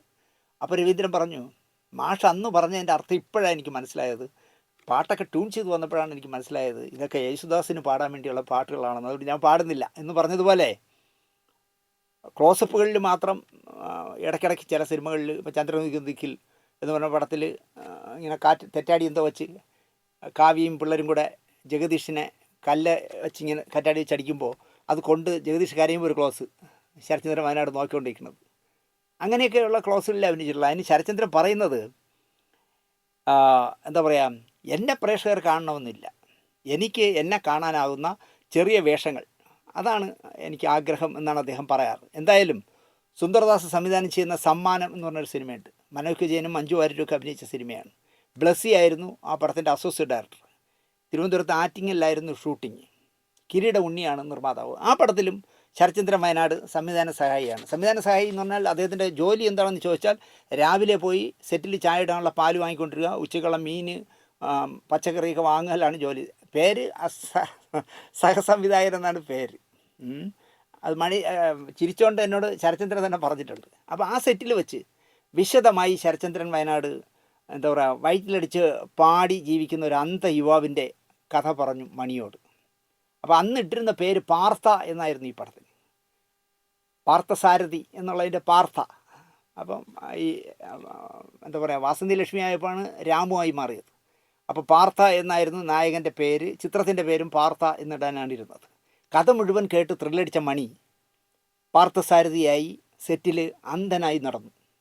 അത് മഞ്ജു വാര്യരുടെ മുമ്പിലും മനോജ് വിജയൻ്റെ മുന്നിലും ഗണേശൻ്റെ മുന്നിലും ഒക്കെ അന്ധനായിട്ട് ചെന്ന് എന്താ എന്ന് പറഞ്ഞ് അഭിനയിച്ചു. കണ്ടവരെല്ലാം കൈയടിച്ച് പ്രോത്സാഹിപ്പിച്ചു. കാരണം അത്ര മനോഹരമായി ഈ കൃഷ്ണമണിയൊക്കെ മുകളിലേക്ക് കയറ്റിയിട്ട് നമുക്കൊന്നും ചെയ്യാൻ കഴിയില്ല. എങ്ങനെയാണെന്നുണ്ടോ മണി അത് ചെയ്തത്, അങ്ങനെ ചെയ്യുമായിരുന്നു. അതെല്ലാം കഴിഞ്ഞ് ഈ പടം കഴിഞ്ഞ ശേഷം ചന്ദ്രൻ ഉദിക്കുന്ന ദിക്കിൽ എന്ന് പറഞ്ഞ് ഗുണ്ടൽപേട്ടയിൽ ചിത്രയിൽ നിന്ന് നടക്കേണ്ട ലാൽ ജോസിൻ്റെ പടം, ദിലീപ് ലാലൊക്കെ അഭിനയിക്കുന്ന പടം. അവിടെ നടക്കുമ്പോൾ ശരത്ചന്ദ്രൻ വയനാടിനൊരു ഫോൺ വന്നു. ഫോൺ എടുക്കുമ്പോൾ മറുവശത്ത് നിന്ന് പറയുന്നത്, നിങ്ങൾ പറഞ്ഞ ആ പാർത്ഥയുടെ കഥ ഇവിടെ ഏതാ ഷൂട്ട് ചെയ്തുകൊണ്ടിരിക്കുകയാണ് തൊടുപുഴയിൽ എന്ന് പറഞ്ഞു. കലാഭവൻ മണി നായകനായിട്ട് അഭിനയിച്ചുകൊണ്ടിരിക്കുന്നുണ്ട്. ഈ സംവിധാന പ്രതിഭയുടെ പേര് പറഞ്ഞു. വളരെ കൂളായിട്ട് ശരത്ചന്ദ്രൻ പറഞ്ഞു, അതിനെന്താ നടക്കട്ടെ, എനിക്കെന്ത് ചെയ്യാൻ പറ്റും? എനിക്കൊന്നും ചെയ്യാൻ പറ്റില്ലല്ലോ. എൻ്റെ കഥയെന്ന് പ്രൂവ് ചെയ്യാൻ എൻ്റെ കയ്യിൽ എന്തെങ്കിലും വേണ്ടേ എന്നായി ശരത്ചന്ദ്രൻ വയനാട്. പടം തിയേറ്ററിൽ വരട്ടെ എന്ന് പറഞ്ഞിട്ട് ശരത്ചന്ദ്രൻ ഫോൺ സംഭാഷണം അവസാനിപ്പിച്ചു. പടം വന്നു. ശരത്ചന്ദ്രൻ കാണുമ്പോൾ പാർത്ഥ തന്നെയാണ്, പക്ഷേ പടത്തിൻ്റെ പേര് വാസന്തി ലക്ഷ്മി പിന്നെ ഞാനും ആക്കിയിരിക്കുന്നു. മണി ഞാൻ പറഞ്ഞ കഥ, അതായത് ശരത്ചന്ദ്രൻ പറഞ്ഞ കഥ, ഞാൻ പറഞ്ഞ വേഷം, ഞാൻ പറഞ്ഞ ഡയലോഗുകൾ എല്ലാം പോയി സെറ്റുകളിൽ പറയുമായിരുന്നു. അതാണ് പ്രശ്നം. എൻ്റെ ശരത്ചന്ദ്രൻ പറഞ്ഞതാണ്. ഇപ്പോൾ പാർത്ഥ എന്ന് പറഞ്ഞ അന്ധനായ വയറ്റിൽ അടിച്ച് പാടുന്ന പാട്ടുകാരൻ്റെ കഥ പറഞ്ഞു കൊടുത്തപ്പോൾ മണി അത് വളരെ ശ്രദ്ധിച്ച് കേട്ടു. അപ്പോൾ അതിൽ പറഞ്ഞിരുന്ന വേഷം, അതിൽ പറഞ്ഞിരുന്ന എന്താണ് ആധിപത്യത്തിലുള്ള കഥ, അതിൽ ഇയാൾ കയറി വരുമ്പോൾ അച്ഛൻ കളക്ടർ ഉദ്യോഗം കഴിഞ്ഞ് മോൻ വരുന്നോ എന്ന് ചോദിക്കുന്ന ഡയലോഗൊക്കെ മണി മനഃപ്പാടമാക്കി വെച്ചിരുന്നു. ശരത്ചന്ദ്രൻ പറയുന്നത് മണി നിഷ്കളങ്കനായ പൊട്ടൻ എന്നാണ്. അവൻ തന്നെ തേടി വരുന്ന പുതിയ കഥാപാത്രത്തിൻ്റെ ഹാങ് ഓവറിൽ കാണുന്നവരോടൊക്കെ പാർത്ഥനെ കാണിച്ചു കൊടുക്കുമായിരുന്നു. പിന്നെ ഞാനിതാ നായകനാവാൻ പോകുന്നൊരു സിനിമ വരുന്നു എന്ന് പറഞ്ഞിട്ട് ആരെ പരിചയക്കാരെ കണ്ടാലും പാർത്ഥയെ കാണിച്ചു കൊടുക്കും. ഇതാണ് കണ്ടാ പാർത്ഥൻ എങ്ങനെയുണ്ട് എന്ന് പറഞ്ഞ് കാണിച്ചു കൊടുക്കുമായിരുന്നു. അടിച്ചു മാറ്റാൻ കഴിയുന്ന വേന്ദ്രൻ ആ കഥയങ്ങ് അടിച്ചു മാറ്റി. എല്ലാവരോടും മനസ്സ് തുറന്ന് എല്ലാവരെയും സഹായിച്ച് താരഭാരമില്ലാതെ ജീവിച്ച മണി ശരത്ചന്ദ്രനെ ചതിച്ചതല്ല, തുറന്നു പറഞ്ഞു. അതിനെ മുതലെടുത്തതാണ്. അല്ലാതെ ശരത്ചന്ദ്രൻ വയനാടിൻ്റെ കഥ അടിച്ചു മാറ്റി കൊണ്ടുവന്ന് ഈ വാസന്തി ലക്ഷ്മി ചെയ്യുന്ന സംവിധായകന് കൊടുത്തതല്ല. സത്യസന്ധമായി ഞാൻ അടുത്ത് ചെയ്യുന്ന സിനിമ ഇതാണ് എന്ന് പറഞ്ഞ് കഥ പറഞ്ഞു കൊടുത്തു. അതിനെ സംവിധായകൻ അടിച്ചു മാറ്റുമെന്ന് ഈ പറയുന്ന കലാഭവൻ മണി സ്വപ്നത്തിൽ പോലും വിചാരിച്ചില്ല. എനിക്ക് മണിക്ക് എന്നോടോ പിണക്കമില്ലായിരുന്നു. എൻ്റെ എന്താ പറയുക നന്മ എന്ന് പറഞ്ഞ സിനിമയിൽ ഈ വാസന്തി ലക്ഷ്മിയുടെ കേസ് കൊടുത്തു ശരത്ചന്ദ്രൻ വയനാട്. അതിനുശേഷം ആ കേസിൽ ശരത്ചന്ദ്രൻ വയനാട് വിജയിച്ചു. അത് കഴിഞ്ഞിട്ട് ഒരു പ്രതി കലാഭവമണിയായിരുന്നു. കലാഭവമണി കൂട്ടിക്കയറുന്നൊരു കഥയൊക്കെ പറഞ്ഞിട്ട് ചിരിച്ച് വണ്ടി പോയി വന്നു പറഞ്ഞു. കാരണം ജഡ്ജി വരെ ഇങ്ങനെ കൗതുകത്തോടെ നോക്കിക്കൊണ്ടിരിക്കണം മണിയെ. കാരണം മണിയുടെ ഈ മിമിക് പ്രോഗ്രാമുകളും പാട്ടുകളും നാടൻ പാട്ടുകളൊക്കെ കണ്ടിട്ടുള്ള ആളുകളാണല്ലോ ഈ വക്കീലന്മാരും ജഡ്ജിയൊക്കെ. അവരെല്ലാം അതിശയത്തോടെ മണിയെ നോക്കിക്കൊണ്ട് കോടതിയിലിരുന്നു എന്നാണ് ശരത്ചന്ദ്രൻ എന്നോട് പറഞ്ഞത്. അപ്പോൾ അതുകൊണ്ട് തന്നെ അയാൾ ചതിച്ചു എന്ന് ഞാൻ പറയില്ല എന്നാണ് അദ്ദേഹം പറയുന്നത്. എനിക്ക് മണിക്ക് എന്നോടോ പിണക്കമില്ലായിരുന്നു. എൻ്റെ നന്മ എന്ന സിനിമയിലടക്കം മണി അഭിനയിച്ചത് അതുകൊണ്ടാണ് എന്നാണ് തെളിവായി അല്ലെങ്കിൽ ന്യായമായും ശരത്ചന്ദ്രൻ പറയുന്നത്. നന്മയുടെ സെറ്റിൽ ശരത്ചന്ദ്രൻ ശ്രദ്ധിക്കുമ്പോഴൊക്കെ മണി ഒരു സ്ത്രീയുമായി സംസാരിക്കുന്നു. ഷൂട്ടിനിടയിൽ നോക്കുമ്പോഴൊക്കെ ദൂരെ നോക്കുമ്പോൾ അവിടെ ഒരു സ്ത്രീയുമായിട്ട് മണി സംസാരിച്ചുകൊണ്ടേയിരിക്കുന്നു. മലപ്പുറത്തു നിന്നും വന്ന സ്ത്രീയാണ്. ഉച്ചഭക്ഷണം കഴിക്കാനായി ബ്രേക്കായി. പക്ഷേ ശരത്ചന്ദ്രൻ പോയി വിളിച്ചിട്ട് പോലും മണി ആഹാരം കഴിക്കാൻ വന്നില്ല. അയാൾ ആ സ്ത്രീയുടെ അടുത്ത് തന്നെ ഇരുന്ന് കാര്യങ്ങൾ കേട്ടുകൊണ്ടിരിക്കുകയായിരുന്നു. അതിൻ്റെ ക്ലൈമാക്സ് എന്ന് പറയുന്നത് ശരത്ചന്ദ്രൻ വയനാട് പറയുന്നത് ഒരാൾക്ക് സഹായിക്കാവുന്നതിനും അപ്പുറത്തുള്ള ഒരു വലിയ തുക നൽകിയിട്ട് ആ സ്ത്രീയെ മണി മടക്കി അയച്ചു എന്നാണ് പറയുന്നത്. നമുക്കിപ്പോൾ ഒരാളിന് കൊടുക്കാവുന്ന ഒരു തുകയ്ക്കൊരു ഇതുണ്ടല്ലോ, ഒരു കണക്കുണ്ടല്ലോ. ഇതൊന്നുമല്ല, നമുക്ക് ചിന്തിക്കാൻ പറ്റാത്തൊരു വലിയ തുകയുടെ ആവശ്യവുമായിട്ടാണ് ആ സ്ത്രീ വന്നത്. അവർ പറയുന്ന കഥകൾ മുഴുവൻ കേട്ടപ്പോൾ ഒരു മടിയുമില്ലാതെ ഒരു വലിയ തുക നന്മയുടെ സെറ്റിൽ വെച്ചൊരു മലപ്പുറംകാരിയായ ഒരു സ്ത്രീക്ക് സമ്മാനിച്ചു എന്നാണ് പറയുന്നത്. നീ ഭക്ഷണം കഴിക്കുന്ന ശരത്ചന്ദ്രൻ വയനാട് പറഞ്ഞപ്പോൾ എനിക്ക് സങ്കടവും വിഷമവും, കാരണം ഭക്ഷണം കഴിച്ചാൽ ഇറങ്ങില്ല എന്നാണ് അന്ന് കലാഭവൻ മണി ശരത്ചന്ദ്രൻ വയനാടിനോട് പറഞ്ഞത്. ടൈറ്റിലിൽ പേര് വയ്ക്കണം, എനിക്ക് ന്യായമായ പ്രതിഫലം തരണമെന്ന് ശരത്ത് ഈ കഥ മോഷ്ടിച്ചു എന്നറിഞ്ഞപ്പോൾ ഈ സംവിധായകനെ വിളിച്ച് പറഞ്ഞു, അത് വാസന്തി ലക്ഷ്മി. പിന്നെ ഞാൻ എൻ്റെ സംവിധായകനെ വിളിച്ച് പറഞ്ഞു, ടൈറ്റിലിൽ എൻ്റെ പേര് വയ്ക്കണം, എനിക്ക് ന്യായമായ പ്രതിഫലം തരണം. പക്ഷേ അംഗീകരിക്കപ്പെട്ടില്ല. അങ്ങനെ ശരത്ത് കേസ് ഫയൽ ചെയ്തു. ആ കേസ് ഫയൽ ചെയ്യുമ്പോൾ എനിക്ക് തോന്നുന്നു 2000 ജനുവരി 1 തോന്നുന്നു എന്നാണ് എനിക്ക് തോന്നുന്നത്. 1 തീയതിയാണ് എന്തായാലും. ജനുവരി 1 കോടതിയുടെ കൂട്ടിൽ പ്രതിയായിട്ട് കലാഭവൻ മണി കയറി നിന്നു. ജനുവരി 1. അപ്പോൾ ആ ഒരു വർഷത്തെ ഫലമല്ല ചോദിക്കുക. അപ്പോഴും മണി ചിരിക്കായിരുന്നു എന്നാണ് ശരത്ത് പറയുന്നത്. ശരത്ത് പറയുന്നു, എൻ്റെ കഥ അടിച്ചു മാറ്റിക്കൊണ്ടുവന്ന് ആ സംവിധായകന് കൊടുത്തിട്ട് പോലും അതിലെ പ്രതിയാക്കി കോടതിയിൽ വന്നിട്ട് പോലും മണി ചിരിച്ചുകൊണ്ട് ഒരു നിഷ്കളങ്കനായ, നേരത്തെ പറഞ്ഞാൽ ഒരു പൊട്ടനാണ് അയാൾ, പാവം. അപ്പോൾ ഒരു ജനുവരി 1-ാം തീയതി കോടതിയുടെ കൂട്ടിൽ പ്രതിയായി മണി കയറി നിന്നു. ഒന്നും മടിക്കാതെ മണി കോടതിയിൽ പറഞ്ഞു, ഈ കഥ എന്നോട് പറഞ്ഞത് ശരത്ചന്ദ്രൻ വയനാടാണ്. അവിടേക്കാണ് അയാളുടെ സത്യസന്ധത. നിങ്ങൾ ആലോചിച്ച് നോക്കൂ. അയാളാണ് കലാകാരൻ. അയാൾ വലിയ ഹിറ്റായി വാസന്തി ലക്ഷ്മി പിന്നെ ഞാൻ ഓടുമ്പോഴും അയാൾ കോടതി പറഞ്ഞത് ഈ കഥ എന്നോട് പറഞ്ഞത് ശരത്ചന്ദ്രൻ വയനാടാണ്. അപ്പോൾ വാസന്തി ലക്ഷ്മി പിന്നെ ഞാൻ നിർമ്മിച്ചത് 4-5 പേര് ചേർന്നാണെന്ന് ഞാൻ പറഞ്ഞല്ലോ. സർഗം എന്ന് പറഞ്ഞ കാസറ്റ് ഇറക്കിയിരുന്ന സർഗം കബീർ, ലത്തീഫ്, വിന്ധ്യൻ, പിന്നെ മീശ മാധവൻ എടുത്ത സുബൈർ, പിന്നെ സംവിധായകൻ, ഇവർ ഇത്രയും പേരാണ് നിർമ്മാതാക്കൾ. പക്ഷേ ഇത്രയും പേര് ചേർത്തപ്പോൾ തന്നെ അതിൻ്റെ കൂട്ടത്തിൽ മണിയെ കൂടെ ചേർത്താണ് കൊടുത്തത്. നിനക്ക് നാളെ സിനിമ എടുക്കണ്ടേ? സിനിമ ഇൻഡസ്ട്രിയിൽ നിന്ന് ശരത്ചന്ദ്രന് കിട്ടിയ ഭീഷണികളാണ്. നിനക്ക് ഈ കേരളത്തിൽ ജീവിക്കണ്ടേ? എന്താ വിഴിയും കളയോ ഈ പറയുന്ന നിർമ്മാതാക്കളോ സംവിധായകനോ? അങ്ങനെയൊക്കെ വരട്ടി നോക്കി ശരത്ചന്ദ്രൻ ഈ വയനാട്ടിൽ മണ്ണിൽ ചവിട്ടി നിൽക്കുന്ന ഒരു മനുഷ്യനായതുകൊണ്ട്, അല്ലെങ്കിൽ കളങ്കമില്ലാത്തൊരു ദേശത്ത് പിറന്നതുകൊണ്ട് അവൻ തോറ്റു കൊടുക്കില്ല. പേടി എന്ന് പറഞ്ഞൊരു വികാരം ശരത്തിന് ഇല്ല എന്ന് എനിക്കറിയാം.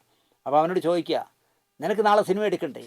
ശരത്തൊന്നും മിണ്ടിയില്ല. അല്ല, നിനക്ക് ഈ കേരളത്തിൽ ജീവിക്കണ്ടേ? നീ ഇങ്ങനെ ഈ വമ്പന്മാരുടെയൊക്കെ അവരെയൊക്കെ പ്രതിയാക്കി കേസ് കൊടുത്താൽ എന്താവുമെന്ന് അറിയണ്ടേ എന്നൊക്കെ പറഞ്ഞ് ഭീഷണിപ്പെടുത്തി നോക്കി. പക്ഷേ ഇത്തരം 100 ചോദ്യങ്ങൾ സിനിമാക്കാർ ചോദിച്ചപ്പോഴും ശരത്ത് കുലുങ്ങിയില്ല. കോടതി പറയും ഉത്തരമെന്നാണ് ഇവരുടെ ഈ ചോദ്യങ്ങൾ ചോദിച്ചവരുടെയൊക്കെ ശരത്ത് പറഞ്ഞത്. ശരത്ചന്ദ്രൻ വയനാടിൻ്റെ കഥയാണ് ഈ സിനിമയുടേതെന്ന് അസന്നിഗ്ധമായി കോടതി പറഞ്ഞു.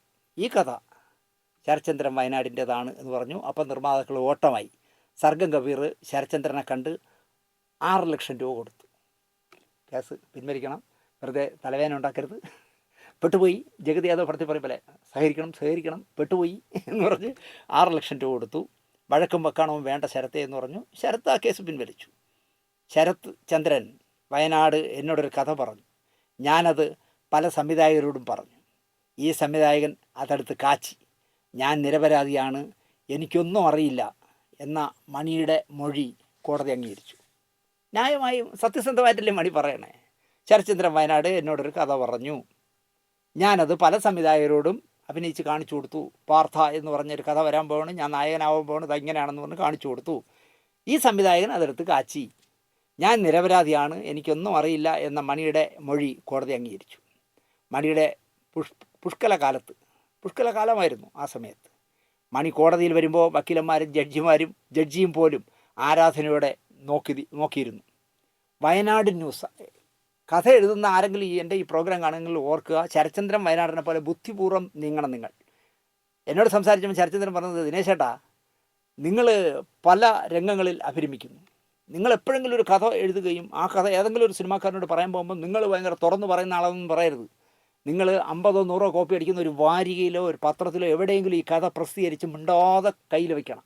എന്നിട്ട് നിങ്ങൾ കഥ പറയണം. മോഷ്ടിച്ചാൽ അവൻ വിവരം അറിയും. അതിൻ്റെ ഏറ്റവും വലിയ തെളിവ് ഞാനാണ് എന്നാണ് ഇയാൾ പറഞ്ഞത്, ശരത്ചന്ദ്രൻ വയനാട് എന്നോട് പറഞ്ഞത്. കാരണം വയനാട് ന്യൂസ് എന്ന് പറഞ്ഞൊരു മാസികയുണ്ട്, അതിൽ ഈ കഥ ശരത്ചന്ദ്രൻ വയനാട് പ്രിൻ്റ് ചെയ്തിരുന്നു. അപ്പോൾ ഈ പ്രിൻ്റ് ചെയ്തിട്ടുണ്ട്, കഥ പ്രിൻ്റ് ചെയ്ത് വന്നിട്ടുണ്ടെന്നുള്ള കാര്യം ശരത്ത് ആരോടും പറഞ്ഞില്ല. ചുരണ്ടിയ ഒരാളും കരുതിയില്ല ശരത്ചന്ദ്രൻ ഇങ്ങനൊരു ബുദ്ധിയുണ്ടെന്ന്. കോപ്പിറൈറ്റ് ആക്ട് എന്താണെന്ന് തെളിയിക്കും എന്ന് ശരത്ത് പറയുന്നു. അപ്പോൾ ഈ വയനാട് പത്രികയിൽ വന്നതുകൊണ്ട് കോപ്പിറൈറ്റ് ആക്റ്റിൽ പിടിക്കും എന്ന് കണ്ടപ്പോൾ അപ്പോഴാണ് അവർ കാശ് കൊടുത്ത് പ്രശ്നം ഒതുക്കാൻ ശ്രമിച്ചത്. ഒതുക്കി.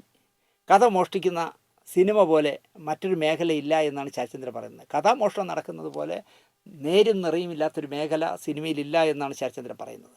കഥയുണ്ടാക്കുന്നവർ എവിടെയെങ്കിലും പ്രസിദ്ധീകരിച്ച് വയ്ക്കുക രഹസ്യമായി എന്നാണ് ശരത്ചന്ദ്രൻ എനിക്ക് തന്ന ഉപദേശം. പേരിലുള്ള പോലെ വിനയമൊന്നുമില്ലെങ്കിലും എൻ്റെ കഥ മോഷ്ടിച്ച സംവിധായകനെ എനിക്കിഷ്ടമാണ് എന്നാണ് ശരത്ത് പറയുന്നത്. അതാണ് അതിലെ രസം.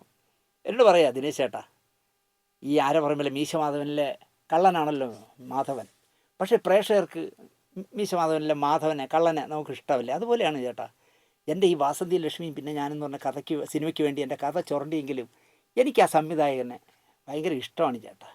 അതെന്താ അറിയോ, അയാൾ അടിച്ചു മാറ്റിയ പ്രതിഭയാണ്, പക്ഷേ എനിക്കിഷ്ടമാണ്. എൻ്റെ കഥ അടിച്ചു മാറ്റി, ഞാൻ പ്രതിയാക്കി കേസ് കൊടുത്തു, എന്നാലും എനിക്ക് അയാൾ വെറുക്കാൻ പറ്റുന്നില്ല എന്നാണ്. നിഷ്കളങ്കനാണ് ഈ പറഞ്ഞ ശരത്ചന്ദ്രൻ വയനാട്. കാരണം മണ്ണിൽ പണിയെടുത്ത് കൃഷിപ്പണി ചെയ്തൊക്കെ ജീവിക്കുന്ന ആളല്ലേ, കളങ്കമില്ലായിരിക്കും ശരത്തിന്. അയാൾ പറയുകയാണ്, എൻ്റെ കഥ അടിച്ചു മാറ്റി, ഞാൻ പ്രതിയാക്കി കേസ് കൊടുത്തു, എന്നാലും എനിക്ക് ആ സംവിധായകനോട് അയാളെ വെറുക്കാൻ പറ്റുന്നില്ല ദിനേശ് ചേട്ടാ. എവിടെ വെച്ച് കണ്ടാലും കുട്ടി മോനെ സുഖമാണോ എന്ന് ചോദിക്കാൻ ഒരു മടിയുമില്ല അയാൾക്ക്. അതാണ് അയാളുടെ ഏറ്റവും വലിയ വിജയം. ഇപ്പം കർണാടകയിൽ ഷൂട്ട് നടക്കുമ്പോൾ എന്നെ വിളിച്ചപ്പോഴും അങ്ങനെയാണ് വിളിച്ചത്. ഞങ്ങൾ തമ്മിൽ കുറച്ച് വയസ്സിൻ്റെയൊക്കെ വ്യത്യാസം കണ്ടുള്ളൂ. പക്ഷേ പുള്ളി എൻ്റെ അച്ഛൻ്റെ പ്രായമുള്ള പോലെയാണ്. മോനെ എങ്ങനെ നടക്കുന്നുടാ നിൻ്റെ ഷൂട്ടിങ്? ഞാൻ പറഞ്ഞു നന്നായിട്ട് നടക്കുന്നു. ആദ്യമായിട്ട് ചെയ്യുന്ന സിനിമയാണ്, സൂക്ഷിച്ച് ചെയ്യണം കേട്ടോ, നന്നായിട്ട് നടക്കട്ടെ.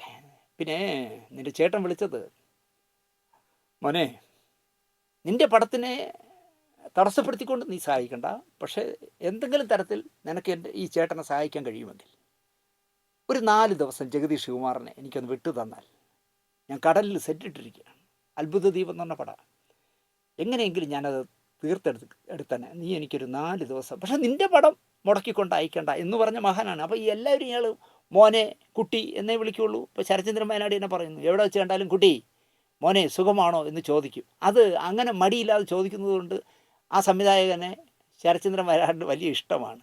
എനിക്കെന്തോ അയാളെ വെറുക്കാൻ കഴിയുന്നില്ല എന്നാണ് ശരചന്ദ്രൻ വയനാട് പറയുന്നത്. അതുപോലെ കന്മദം എന്ന് പറഞ്ഞ ലോഹിതദാസ് സംവിധാനം ചെയ്ത മോഹൻലാലും ലാലും മഞ്ജു വാര്യരും മനോഹരമായി അഭിനയിച്ച സിനിമ, അതിൻ്റെ ചിത്രീകരണം ഏറെക്കുറെ തീർന്നു.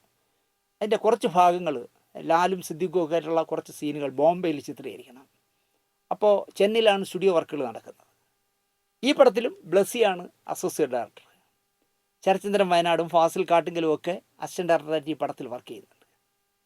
1995 29 വർഷം മുമ്പ്. സ്റ്റുഡിയോ പണികൾ ഫാസിലിനെയും ശരചന്ദ്രൻ വയനാടിനെയും ഒക്കെ വീതിച്ചേൽപ്പിച്ചു. ആ പണി നീ ചെയ്യണം, ഈ പണി നീ ചെയ്യണം എന്നൊക്കെ ഏൽപ്പിച്ചിട്ട് ലോഹിതദാസും ബ്ലസ്സിയും കൂടി ബാക്കി ഭാഗം ചിത്രീകരിക്കാനായിട്ട് ബോംബെക്ക് പോയി. അപ്പോൾ ഞാനടക്കമുള്ള മദ്രാസിൽ ചെല്ലുന്ന സിനിമാക്കാരൊക്കെ താമസിക്കുന്നതാണ് ഉമാ ലോഡ്ജ്. സിനിമാക്കാരുടെ ഒരു ആവാസ കേന്ദ്രമാണ് ഉമാ ലോഡ്ജ്. ആ ഉമാ ലോഡ്ജിലാണ് ശരചന്ദ്രൻ വയനാടും ഫാസിൽ കാട്ടിങ്കലും ഒക്കെ താമസിക്കുന്നത്.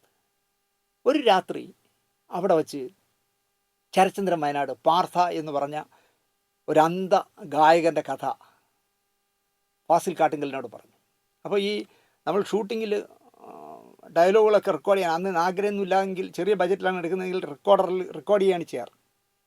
അങ്ങനെ ടേപ്പ് റെക്കോർഡ് ഉണ്ടായിരുന്നതുകൊണ്ട് ശരചന്ദ്രൻ വയനാട് പറഞ്ഞ പാർത്ഥ എന്ന് പറഞ്ഞ കഥ ഫാസിൽ കാട്ടിങ്കൽ ടേപ്പിൽ റെക്കോർഡ് ചെയ്തു.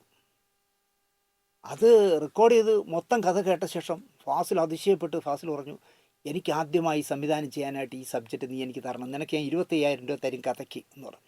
അപ്പോൾ തന്നെ നീ എടുത്തോ എന്ന് ശരചന്ദ്രൻ പറയുന്നു. ശരചന്ദ്രൻ്റെ കുഴപ്പം ഇതാണ്, ശരചന്ദ്രൻ എവിടെയൊക്കെ പോകുമോ ആരുടെയൊക്കെ ഈ കഥ പറയും, മണി പറയും പോലെ തന്നെ ശരചന്ദ്രനും പറയും, കേൾക്കുന്നവർക്ക് ഇഷ്ടപ്പെടും.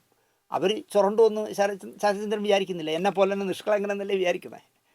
പക്ഷേ ഫാസിൽ കാട്ടിങ്കൽ ആ അന്തൻ്റെ കഥയെടുത്ത് പാർത്തയുടെ കഥയെടുത്ത് സിനിമയാക്കുന്നതിന് മുമ്പ് തന്നെ അടിച്ചു മാറ്റി വേറെ സിനിമയായി പോയല്ലോ. ഇങ്ങനെ പറയാൻ തുടങ്ങി ഒരുപാട് പറയാമെന്നേ. 1995 ദ പോർട്ടർ, സമുദായം, അക്ഷരം 3 സിനിമകളിൽ കലാഭവൻ മണി അഭിനയിച്ചിരുന്നു. അതാണ് അയാളുടെ അഭിനയ ജീവിതത്തിലെ തുടക്കം. ദ പോർട്ടർ, സമുദായം, അക്ഷരം. 1996 ലോഹിതദാസിൻ്റെ തിരക്കഥയിൽ സിബി മലയിലിൻ്റെ അസോസിയേറ്റ് ആയിരുന്ന സുന്ദർദാസ് സല്ലാപം എന്ന് പറഞ്ഞ സിനിമ ചെയ്യുന്നത്. ആ സിനിമ മുതലാണ് മണിയെ 4 ആൾ അറിയാൻ തുടങ്ങിയത്. കാരണം സല്ലാപത്തിൽ ആ ചെത്തുകാരൻ മനോഹരമായി ചെയ്ത വേഷമാണല്ലോ. 8 പടം കഴിഞ്ഞിട്ടാണ് കലാഭവൻ മണി, വാസന്തി ലക്ഷ്മി, പിന്നെ ഞാനും ചെയ്ത സംവിധായകൻ്റെ കല്യാണ സൗഗന്ധികം എന്ന് പറഞ്ഞ പടത്തിൽ അഭിനയിക്കുന്നത്. പക്ഷേ അദ്ദേഹം പറയുന്നത് കല്യാണ സൗഗന്ധികം മുതൽ മണി വച്ചടി വെച്ച് കയറ്റമായിരുന്നു. വെറുതെ പറയുന്നതാണ്, ചുമ്മാ പറയുന്നതാണ്. 6-ാം തമ്പുരാനിലെ കുട്ടൻ എന്ന് പറഞ്ഞ തമ്പുരാൻ മോശമാണ്, അല്പം ബുദ്ധിക്ക് കുറവുള്ള കുട്ടൻ വളരെ മനോഹരമായി മണി ചെയ്ത വേഷമായിരുന്നു. 1000 ചിറകുള്ള മോഹം എന്ന് പറഞ്ഞ പടമാണ് ഇപ്പോൾ ഇദ്ദേഹം പറയുന്നത് എനിക്കറിഞ്ഞൂടാ. ഈ പറയുന്ന സംവിധാന പ്രതിഭ സംവിധാനം ചെയ്ത സിനിമയാണ്, ആദ്യത്തെ സിനിമയാണ് 1000 ചിറകുള്ള മോഹം. ജയലളിത എന്ന് പറഞ്ഞൊരു നടിയുടെ മേനി പ്രദർശനമൊക്കെ നടത്തിയ സുകുമാരനൊക്കെ അഭിനയിച്ചൊരു പടമായിരുന്നു. അതുപോലുള്ള സെക്സ് പടങ്ങളാണ് അദ്ദേഹം ആദ്യം ചെയ്തത്. അതുപോലെ മോഹൻലാലിനെ കളിയാക്കുന്ന സൂപ്പർ സ്റ്റാർ എന്ന് പറഞ്ഞൊരു സിനിമ ചെയ്തു. എന്നിട്ട് ഒരു മടിയുമില്ലാതെ മോഹൻലാലിനോട് പോയി ഡേറ്റ് ചോദിച്ച കഥയൊക്കെ നിങ്ങൾക്ക് അറിയാമല്ലോ. അന്ന് ഞാൻ നമ്മുടെ ഏതോ ഒരു പ്രോഗ്രാമിൽ ഞാൻ പറഞ്ഞു, ആത്മാഭിമാനം എന്നുണ്ടെങ്കിൽ, നാണമെന്നുണ്ടെങ്കിൽ മോഹൻലാൽ ഡേറ്റ് കൊടുക്കരുത്, അഥവാ മോഹൻലാൽ കൊടുത്താൽ ആന്റണി പെരുമ്പാവൂർ തടയണം എന്ന് ഞാൻ അന്ന് പറഞ്ഞിരുന്നു. പിന്നെ എവിടെ പോയി എന്ന് എനിക്കുണ്ടോ, അതെവിടെ പോയി. പിന്നെ അത് കഴിഞ്ഞ് അദ്ദേഹം കന്യാകുമാരിയിലൊരു കവിത എന്ന് പറഞ്ഞ് തിരുവനന്തപുരത്ത് ഈ വെള്ളി അരഞ്ഞാണം വെള്ളി കൊലുസൊക്കെ വയ്ക്കുന്ന ഒരു പാവം മനുഷ്യൻ, എനിക്ക് പരിചയമുള്ള ഒരാളാണ്. അയാളുടെ കാശ് മുടക്കി ഒരു പടം എടുത്തു, കന്യാകുമാരിയിലൊരു കവിത. കാശില്ലാതെ ഒരുപാട് പ്രശ്നങ്ങളുടെ നടുവിൽ അത് എന്താ പറയുക, ഷെഡ്യൂളായിപ്പോയി. അപ്പോൾ അതിൽ എനിക്ക് തോന്നുന്നു സുചിത്ര അഭിനയിച്ച കഥാപാത്രം ഒരു ആംഗ്ലോ ഇന്ത്യൻ വിഗ്ഗൊക്കെ വെച്ചാണ് അഭിനയിച്ചത്. പക്ഷേ അതിൻ്റെ വേറൊരു ഷെഡ്യൂൾ വന്നപ്പോൾ ആ മേക്കമ്മാന് പൈസ കൊടുക്കാത്തതുകൊണ്ട് അയാൾ വന്നില്ല. അപ്പോൾ നിങ്ങൾ ഇനി ആ സിനിമ ഒന്ന് കണ്ടു നോക്കൂ. ഒരു കഥാപാത്രത്തിന് രണ്ടര മുടിയാണ്. ഒന്നിൽ ആംഗ്ലോ ഇന്ത്യൻ ലുക്കിലുള്ള മുടിയും അത് കഴിഞ്ഞപ്പോൾ കറുത്ത സുചിത്രയുടെ യഥാർത്ഥ മുടിയും വെച്ചാണ് അതിൽ അഭിനയിച്ചിട്ടുള്ളത്. ഇതൊക്കെയാണ് അദ്ദേഹം ചെയ്തത്. പക്ഷേ അദ്ദേഹത്തിന് ഭാഗ്യം കടാക്ഷിച്ചു. ശിവായി ലഹളയുടെ രൂപത്തിൽ ശ്രീനിവാസൻ്റെ സ്ക്രിപ്റ്റ് മുകേഷിൻ്റെ ഒരു ബാക്കിങ്ങിൽ കിട്ടിയതാണ്. ആ മുകേഷിനോടൊക്കെ ഇപ്പോൾ ഇദ്ദേഹത്തിന് എത്ര കമ്മിറ്റ്മെൻ്റ് ഉണ്ടെന്ന് എനിക്കറിയില്ല. പറഞ്ഞു വന്നാൽ നമ്മൾ ഒരുപാട് പറയേണ്ടി വരും. അതൊന്നും ഞാൻ പറയുന്നില്ല. ശ്രീനിവാസൻ്റെ ഒരു ഔദാര്യം കൊണ്ട്, കാരണം അന്ന് ശ്രീനിവാസൻ ഒരു തിരക്കഥ എഴുതിയാൽ പവൻ വിലയുള്ള കാലത്താണ് മുകേഷിൻ്റെ നിർബന്ധപൂർവമായ സ്നേഹപൂർവമായ സംസാരത്തിൽ ഈ പറയുന്ന സംവിധായകനൊരു സ്ക്രിപ്റ്റ് എഴുതി കൊടുത്തത് മുകേഷും വിജയരാഘവനും ശ്രീനിവാസനും അഭിനയിച്ച ശിവായി ലഹള.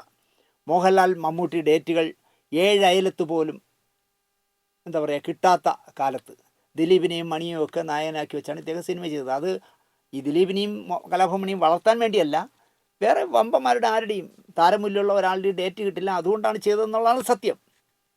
എന്നിട്ട് ഞാൻ ചോദിക്കുന്നത്, എന്തുകൊണ്ട് ഈ കലാഭവമണിയും ദിലീപും ഒക്കെ ഈ സംവിധായകരിൽ നിന്ന് പിന്മാറിയെന്ന് അദ്ദേഹമെങ്കിലും ഏറ്റവും ചുരുങ്ങിയതൊരു ഹോംവർക്ക് ചെയ്യണ്ടേ? ഇപ്പോൾ VM വിനുവിൻ്റെ ആകാശത്തിലെ പറവുകൾ എന്നൊരു സിനിമയുണ്ട്. എത്ര പേര് കണ്ടിട്ടുണ്ടെന്ന് എനിക്കറിയാം. നല്ല പടമാണ്, മണി അഭിനയിച്ച പടമാണ്. അതിൻ്റെ ക്ലൈമാക്സിൽ കലാഭവമണി പേപ്പെട്ടി കടിച്ചിട്ട് വിഷബാധയേറ്റ് പിടച്ച് മരിക്കുന്ന മനോഹരമായി അറപ്പ് തോന്നുന്നു നമുക്ക് കണ്ടുകൊണ്ടിരുന്നത്. അത്ര ക്രൂരമായി അയാൾ പേപ്പട്ടിയുടെ എന്താ പറയുക കടിയേക്കുന്നവരുടെ അവസാന കാലം അങ്ങനെ എന്നാണ് പറയുന്നത്. ഇരുമ്പ് കമ്പിയിൽ വരെ അടച്ചിട്ടിരിക്കുന്ന കമ്പി അതിൽ അഴികളിലൊക്കെ കടിക്കുമെന്നാണ് പറഞ്ഞത്. വേദനയെ ഒന്നും അറിയാൻ പറ്റില്ലെന്നാണ് പറയുന്നത്. അപ്പോൾ അതായിരുന്നു ആ പടത്തിൻ്റെ ആ ബഹളമായിരുന്നു. പേപ്പട്ടി കടിച്ച വിഷബാധയേറ്റ നായകൻ്റെ അന്ത്യമാണ് ക്ലൈമാക്സ്. ഈ സിനിമയെപ്പറ്റി ഈ പറയുന്ന സംവിധാന പ്രതിഭയുടെ കരിമാടിക്കുട്ടൻ എന്ന് പറഞ്ഞ പടത്തിൻ്റെ ഷൂട്ട് നടക്കുന്ന സ്ഥലത്ത് വന്ന് ഞാൻ ആ വിനുവിൻ്റെ പടത്തിൽ ആകാശത്തിലെ പറവുകളിൽ എങ്ങനെ പേപ്പട്ടി വിഷബാധ ഏറ്റ ആൾ എങ്ങനെയെന്നുള്ള അഭിനയിച്ച് കാണിച്ചു കൊടുത്തു. അത് കഴിഞ്ഞ് 2 3 4 ദിവസം കഴിഞ്ഞിട്ട് കലാഭവമണി ഈ കരിമാടിക്കുട്ടൻ്റെ സെറ്റിൽ ചെല്ലുമ്പോൾ കാണുന്ന കാഴ്ച വിഷബാധയേറ്റ രാജമ്പി ദേവ് മരണവിപ്രാളം കാണിച്ച് മരിക്കുന്ന രംഗമാണ് ചിത്രീകരിച്ചുകൊണ്ടിരിക്കുന്നത്. നിങ്ങൾ ആലോചിച്ച് ആകാശത്തിലെ പറവ എന്ന് പറഞ്ഞ സിനിമയിലും മണി നായകനാവുന്ന സിനിമയിലെ ക്ലൈമാക്സാണ്. അപ്പോൾ അതിലെ വിഷബാധ ഏറ്റത് പറഞ്ഞു കൊടുത്തപ്പോൾ കരുമാടിക്കുട്ടൻ്റെ സെറ്റ് വന്നപ്പോൾ രാജമ്പി ദേവ് പിടച്ചടിച്ച് അഭിനയിച്ചുകൊണ്ടിരിക്കുന്നു. അവിടെ വച്ച് മണിയും ഈ സംവിധായകനുമായി തെറ്റി. അതുപോലെ തന്നെ ദിലീപ് നായകനാകുന്ന കുഞ്ഞുകൂനൻ എന്ന് പറഞ്ഞൊരു പടം തുടങ്ങുന്നു. ഭയങ്കര വാർത്താ പ്രാധാന്യമുള്ള ഇതായി. ദിലീപ് നായകനാവുന്ന പടത്തിൽ കുഞ്ഞുകൂനൻ എന്ന് പറഞ്ഞൊരു കൂനുള്ള കഥാപാത്രം അഭിനയിക്കുന്നു എന്നുള്ള വാർത്ത വന്നു. അപ്പോൾ ചിത്രീകരിച്ചുകൊണ്ടിരിക്കുന്ന പടം ഊമപ്പെണ്ണിന് ഉരിയാട പയ്യൻ എന്നുള്ള പടമായിരുന്നു. അവിടെ എന്ത് ചെയ്യുന്നു വെച്ചാൽ ഹർഷി അശോകനെ പിടിച്ച് ഈ കുഞ്ഞുകൂനനിലെ ദിലീപിൻ്റെ കഥാപാത്രത്തിൻ്റെ കൂനുള്ള അതേ വേഷം ഹർഷി അശോകനെ കൊണ്ട് ചെയ്യിച്ച്. അപ്പോൾ പിന്നെ എങ്ങനെ ദിലീപ് എന്താ പറയുക അല്ലെങ്കിൽ മണി എങ്ങനെ ഈ ഇദ്ദേഹമായിട്ട് സംഘാത്തം കൂടുമെന്ന് നിങ്ങൾ ആലോചിച്ച് നോക്കൂ. ഇതാരും പറയില്ല കേട്ടോ. പുള്ളിയെ എല്ലാവരും കേരളത്തിലെ ഒരു എന്താ പറയുക സാംസ്കാരിക നായകൻ, സത്യസന്ധൻ, സത്യശീലൻ, സർവ്വഗുണങ്ങളുടെയും വിളനിലം എന്നൊക്കെ പറയുന്നതുകൊണ്ട് ഒരാളും പറയില്ല. കാരണം അടി കൂടെ വേല വെച്ചാലോ എന്നുള്ള പേടിയുണ്ടായിരിക്കും. എനിക്ക് പേടിയില്ലാത്തതുകൊണ്ടാണ് ഞാനിത് പറയുന്നത്. അങ്ങനെ മണിയോട് വാസന്തിയും ലക്ഷ്മിയും 2ാം ഭാഗം എടുക്കാൻ പറഞ്ഞാൽ ഞാൻ നേരത്തെ പറഞ്ഞല്ലോ, അത് നടക്കാത്തത് കൊണ്ടൊക്കെ വേണം. പ്രധാന കാരണങ്ങൾ ഇതൊക്കെ ആയിരിക്കുന്നേ. ആകാശത്തിലെ പറവിയിലെ പേപ്പട്ടി അടിക്കുന്ന നായകനെ എടുത്ത് രാജബിദേവനെ കൊണ്ട് ചെയ്യിച്ചുകൊണ്ടൊക്കെ ആയിരിക്കാം. മണിയോട് ഒരമ്മ പെറ്റ സ്നേഹമുണ്ടെങ്കിൽ ചാലക്കുടി ചങ്ങാതിയിൽ മണിയുടെ സഹോദരൻ RLV രാമകൃഷ്ണനല്ലേ നായകനാക്കേണ്ടത്? ഇദ്ദേഹത്തിന് എന്തെങ്കിലും മണിയോട് കമ്മിറ്റ്മെൻ്റ് ഉണ്ടെങ്കിൽ ശരി മണിയുടെ അനിയനെ വെച്ച് ചെയ്യാം, മണിയുടെ വേഷം ഈ RLV രാമകൃഷ്ണൻ മോശമല്ലാതെ അഭിനയിക്കുന്ന ആളല്ലേ, അയാളെ വെച്ച് ചെയ്യാമെന്ന് വിചാരിക്കുന്നത്. അതൊന്നും അല്ലെന്നേ. ഇതൊക്കെ വാചകത്തിൽ മാത്രമേ ഉള്ളൂ. സമൂഹത്തിൻ്റെ അടിത്തട്ടിൽ നിന്നും ദാരിദ്ര്യത്തിൻ്റെയും വേദനയുടെയും കയ്പിനീർ ധാരാളം കുടിച്ചു വളരേണ്ടി വന്ന കേരളത്തിൻ്റെ അഭിമാനമായ ആ അതുല്യ കലാകാരന് 8 വർഷമായി സ്മാരകം തീർക്കുമെന്ന് സർക്കാർ പറഞ്ഞിട്ട് ബജറ്റിൽ 3 കോടി രൂപ വകയിരുത്തിയിട്ടും അത് നടന്നില്ല എന്നതിലാണ് ഈ സംവിധായകൻ്റെ ദുഃഖം. ഞാൻ കേൾക്കട്ടെ, സമൂഹത്തിൻ്റെ അടിത്തട്ടിൽ നിന്നും വളർന്നു വന്ന എത്രയോ പേര് കേരള സമൂഹത്തിലുണ്ട്. ഇപ്പോൾ ഇന്ത്യൻ രാഷ്ട്രപതിയായ KR നാരായണനെക്കുറിച്ച് ഈ സംവിധായകൻ അറിയാമോ എന്ന് എനിക്കറിയില്ല. ഞാൻ അദ്ദേഹത്തിൻ്റെ നാട്ടിൽ എൻ്റെ സിനിമ ചിത്രീകരിക്കാൻ പോയപ്പോഴാണ് ഞാൻ അറിയുന്നത്. 18 കിലോമീറ്റർ നടന്ന് കോട്ടയത്ത് പോയി കോളേജിൽ പഠിച്ചിട്ട് 18 കിലോമീറ്റർ നടന്ന് വീട്ടിൽ വന്നുകൊണ്ടിരുന്ന ഒരു ചെറുപ്പകാലം ഉണ്ടായിരുന്ന ആളാണ് KR നാരായണൻ. അദ്ദേഹം ഇന്ത്യൻ രാഷ്ട്രപതിയായി. അതാണ് പറഞ്ഞത്, താഴെ തട്ടിൽ നിന്ന് വരുന്ന ഒരുപാട് പേരങ്ങനെ വളർന്നിട്ട് ഇപ്പോൾ ഇന്ദ്രൻസ് മണിയേക്കാൾ ക്രൂരമായ ദാരിദ്ര്യത്തിലും വിഷമത്തിലും ഒക്കെ ജീവിച്ച് വളർന്നു വന്ന ഒരാളല്ലേ. സമൂഹത്തിൻ്റെ അടിത്തട്ടിൽ നിന്ന് വന്ന ഒരുപാട് പേരുണ്ടെന്ന് ഈ സംവിധായകൻ അറിയില്ല എന്ന് എനിക്ക് തോന്നുന്നു. കേരളത്തിൽ പ്രദർശിപ്പിക്കുന്ന നല്ല സ്വയംഭൻ സാധനമാണ് ചാലക്കുടി ചങ്ങാതി എന്നാണ് സർഗസൃഷ്ടാവായ സംവിധായകൻ പറയുന്നത്. അതായത് ഇപ്പോൾ ഇവിടെ സർക്കാർ ഒരു കേരളീയം നടത്തിയല്ലോ. അപ്പോൾ അതിന് പറ്റിയ ഒരു സ്വയംഭൻ സിനിമയാണ് ഞാൻ എടുത്തത്. പക്ഷേ ആ പടം കാണിച്ചില്ല എന്നുള്ളതാണ് പുള്ളിയുടെ ഒരു ദുഃഖം. അക്കാഡമിയിലെ ഒരു ഉദ്യോഗസ്ഥൻ സംവിധായക പ്രതിഭയോട് പറഞ്ഞത്രേ, കേരളീയത്തിൽ മണിയുടെ സിനിമ തിരഞ്ഞെടുക്കാത്തതിൻ്റെ രഹസ്യം, മണിയുടെ ചിത്രം തിരഞ്ഞെടുത്താൽ വാസന്തിയും കരുമാടിക്കുട്ടനും ഒക്കെ എടുക്കേണ്ടി വരില്ലേ, അതുകൊണ്ടാണ് എടുക്കാത്തതെന്ന് ഒരു അക്കാഡമിയിലെ ഉദ്യോഗസ്ഥൻ പറഞ്ഞു എന്നാണ് ഇദ്ദേഹം പറഞ്ഞത്. 100% ഇത് ചുമ്മാ ഒരാളുടെ ചുവരിൽ ചാരുകയാണ്. അല്ലെങ്കിൽ നട്ടിലുറപ്പുണ്ടെങ്കിൽ അവാർഡ് കമ്മിറ്റിക്കകത്ത് നടന്ന സ്ക്രീനിങ്ങിൽ നടന്ന കുഴപ്പങ്ങൾ, ഇങ്ങനെയുള്ള കുഴപ്പങ്ങൾ നടന്നു എന്ന് പുഷ്പരാജ് പറഞ്ഞു എന്ന് പുറത്തു വിട്ടതുപോലെ ഇദ്ദേഹം പറ, അക്കാഡമിയിലുള്ള ആരാണ് താങ്കളോട് പറഞ്ഞത്? കേരളീയത്തിൽ സെലക്ട് ചെയ്തപ്പോൾ നിങ്ങളുടെ പടം എടുക്കാത്തത് നിങ്ങളുടെ സിനിമ ആയതുകൊണ്ടാണ് വാസന്തി ലക്ഷ്മിയോ അല്ലെങ്കിൽ കരുമാടിക്കുട്ടനോ ഒന്നും എടുക്കാത്തതെന്ന് പറഞ്ഞു എന്ന് പറ. അല്ലെങ്കിൽ മണിയുടെ ഒരു പടം കയറിപ്പോയത് ആരാ പറഞ്ഞതെന്ന് പറയണം. ഇത് ചുമ്മാ അടിക്കുന്നതാണ്. നമ്മുടെ അക്കാഡമിയിലെയും സാംസ്കാരിക വകുപ്പിലെയും ഭരണസാരഥികൾക്ക് ഈ സംവിധായകൻ്റെ ഒരു സിനിമ എടുക്കുന്നത് സഹിക്കാൻ കഴിയുന്ന കാര്യമല്ല എന്ന് അദ്ദേഹം തന്നെ സ്വയം മാർക്കിടുകയാണ്. ഞാനൊരു ഭയങ്കര സംവിധായകനാണ്, അപ്പോൾ എൻ്റെ സിനിമ സഹിക്കാൻ കഴിയില്ല അവർക്ക്, അതുകൊണ്ടാണ് അവരെടുക്കാത്തതെന്നാണ് അദ്ദേഹം പറയുന്നത്. കേട്ടപ്പോൾ സംവിധായകന് തന്നെ കോമഡിയായി തോന്നിയിരിക്കണം. അദ്ദേഹം ചിരിച്ചു പോയത്രേ ഈ അക്കാഡമിയിലെ ഉദ്യോഗസ്ഥൻ ഇങ്ങനെ പറഞ്ഞപ്പോൾ. സാറെടുക്കുന്ന മനോഹരമായ സിനിമകളെ എടുക്കാൻ ഈ അക്കാഡമിയിലും സാംസ്കാരിക വകുപ്പിലുള്ളവർക്ക് സഹിക്കുന്നില്ല എന്ന് പറഞ്ഞപ്പോൾ ഇദ്ദേഹം തന്നെ ചിരിച്ചു പോയി എന്ന് ഇദ്ദേഹം തന്നെ പറയുന്നു. നമ്മുടെ സാംസ്കാരിക നായകന്മാരെയും വകുപ്പ് മേധാവികളുടെയും മാനസിക അവസ്ഥയെപ്പറ്റി ഓർത്തപ്പോൾ എനിക്ക് അവരോട് സഹതാപം തോന്നി എന്നാണ് ഈ സംവിധായകൻ പറയുന്നത്. ഞാനടക്കം 5 വർഷം ഇരുന്ന സാംസ്കാരിക ക്ഷേമനിധിയിൽ എനിക്ക് അനുഭവമുള്ളതല്ലേ എനിക്ക് പറയാൻ പറ്റും. ഞാൻ 5 വർഷം ഇരുന്നാണല്ലോ സാംസ്കാരിക ക്ഷേമനിധി ബോർഡ് ഡയറക്ടറായിട്ട്. ആ ക്ഷേമനിധിയിൽ അംഗമാകാനായിട്ട് ഒരാളിൻ്റെ ബയോഡേറ്റയുമായി AK ബാലനെ നിരന്തരമായി ഈ സംവിധാന പ്രതിഭ ശുപാർശ ചെയ്തിരുന്നു. പക്ഷേ ഒരു കാരണവശാലും എടുത്തില്ല. കാരണം എടുക്കാൻ സമ്മതിക്കില്ല എന്ന് തീരുമാനിച്ചിരുന്നു. അങ്ങനെ എടുത്താൽ ഞാനടക്കമുള്ള ചെയർമാൻ അടക്കമുള്ളവർ രാജിവെക്കുമെന്ന് മന്ത്രിക്ക് നല്ല ബോധ്യമുണ്ട്. മന്ത്രിയോട് പറഞ്ഞു, നിങ്ങൾ പറയുന്ന ഈ സംവിധാന പ്രതിഭ പറഞ്ഞ ആളിനെ ഡയറക്ടർ ബോർഡിൽ എടുക്കുകയാണെങ്കിൽ അതിലുള്ള എല്ലാ ഡയറക്ടർമാരും ചെയർമാനും രാജിവെക്കും എന്ന് പറഞ്ഞപ്പോൾ എന്ത് പറ്റിയെന്നുണ്ടാൽ എടുക്കാൻ പറ്റിയില്ല. അത് AK ബാലന് നന്നായിട്ട് അറിയാം, അതുകൊണ്ടാണ് എടുക്കാത്തത്. പക്ഷേ AK ബാലന് ഇവരോട് പറയാൻ പറ്റുമോ ഇങ്ങനെ ബോർഡിലുള്ളവരിങ്ങനെ പറയുന്നതുകൊണ്ടാണ് എടുക്കാത്തതെന്ന്?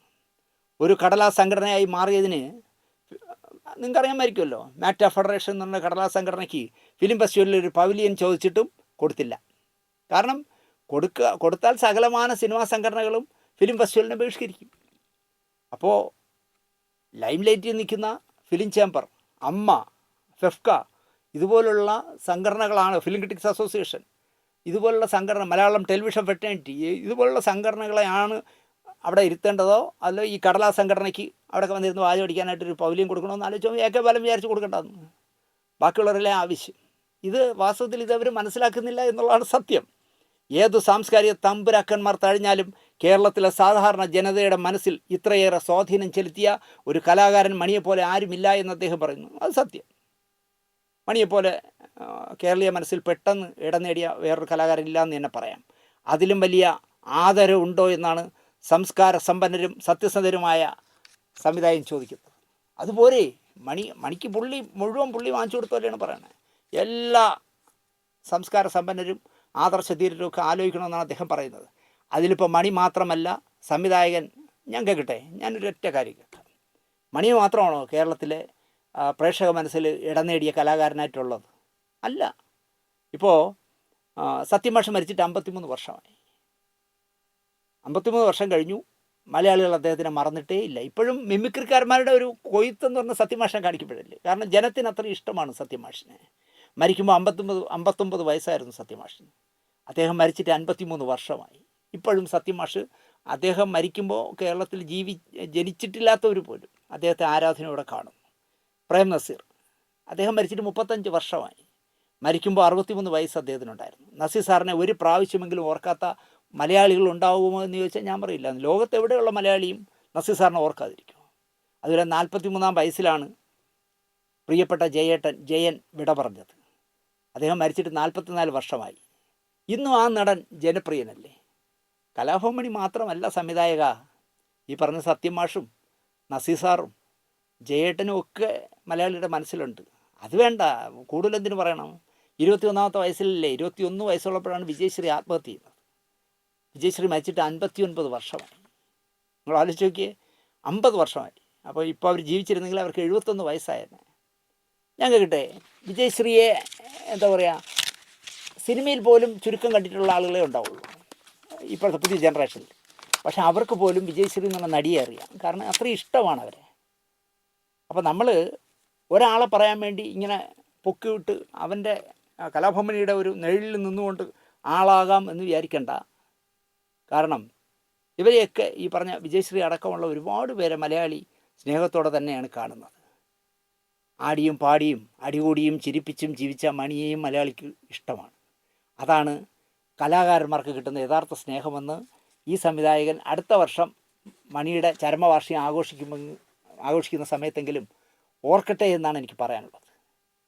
മണിയെ എല്ലാവർക്കും ഇഷ്ടമാണ്, കാരണം അയാളുടെ പാട്ടും ആട്ടവും അയാളുടെ ചിരിയും അയാളുടെ മിമിക്രിയും എല്ലാ ആളുകൾക്കും ഭയങ്കര ഇഷ്ടമായിരുന്നില്ലേ. അതാണ് അയാളുടെ അസറ്റ് എന്ന് പറയുന്നത്. അല്ലാതെ നിങ്ങൾ പറയുന്ന പോലെ നിങ്ങളുടെ ഒരു വാസന്തി ലക്ഷ്മി ഉള്ളതുകൊണ്ടാണ് കലാഭവമണിയെ കേരളീയ ജനത ഓർക്കുന്നത് എന്നുള്ള വങ്കത്തരം ഇനിയെങ്കിലും പറയുന്നത്. സ്വയം മാർക്കിടരുത്, എനിക്കതാണ് പറയാനുള്ളത്.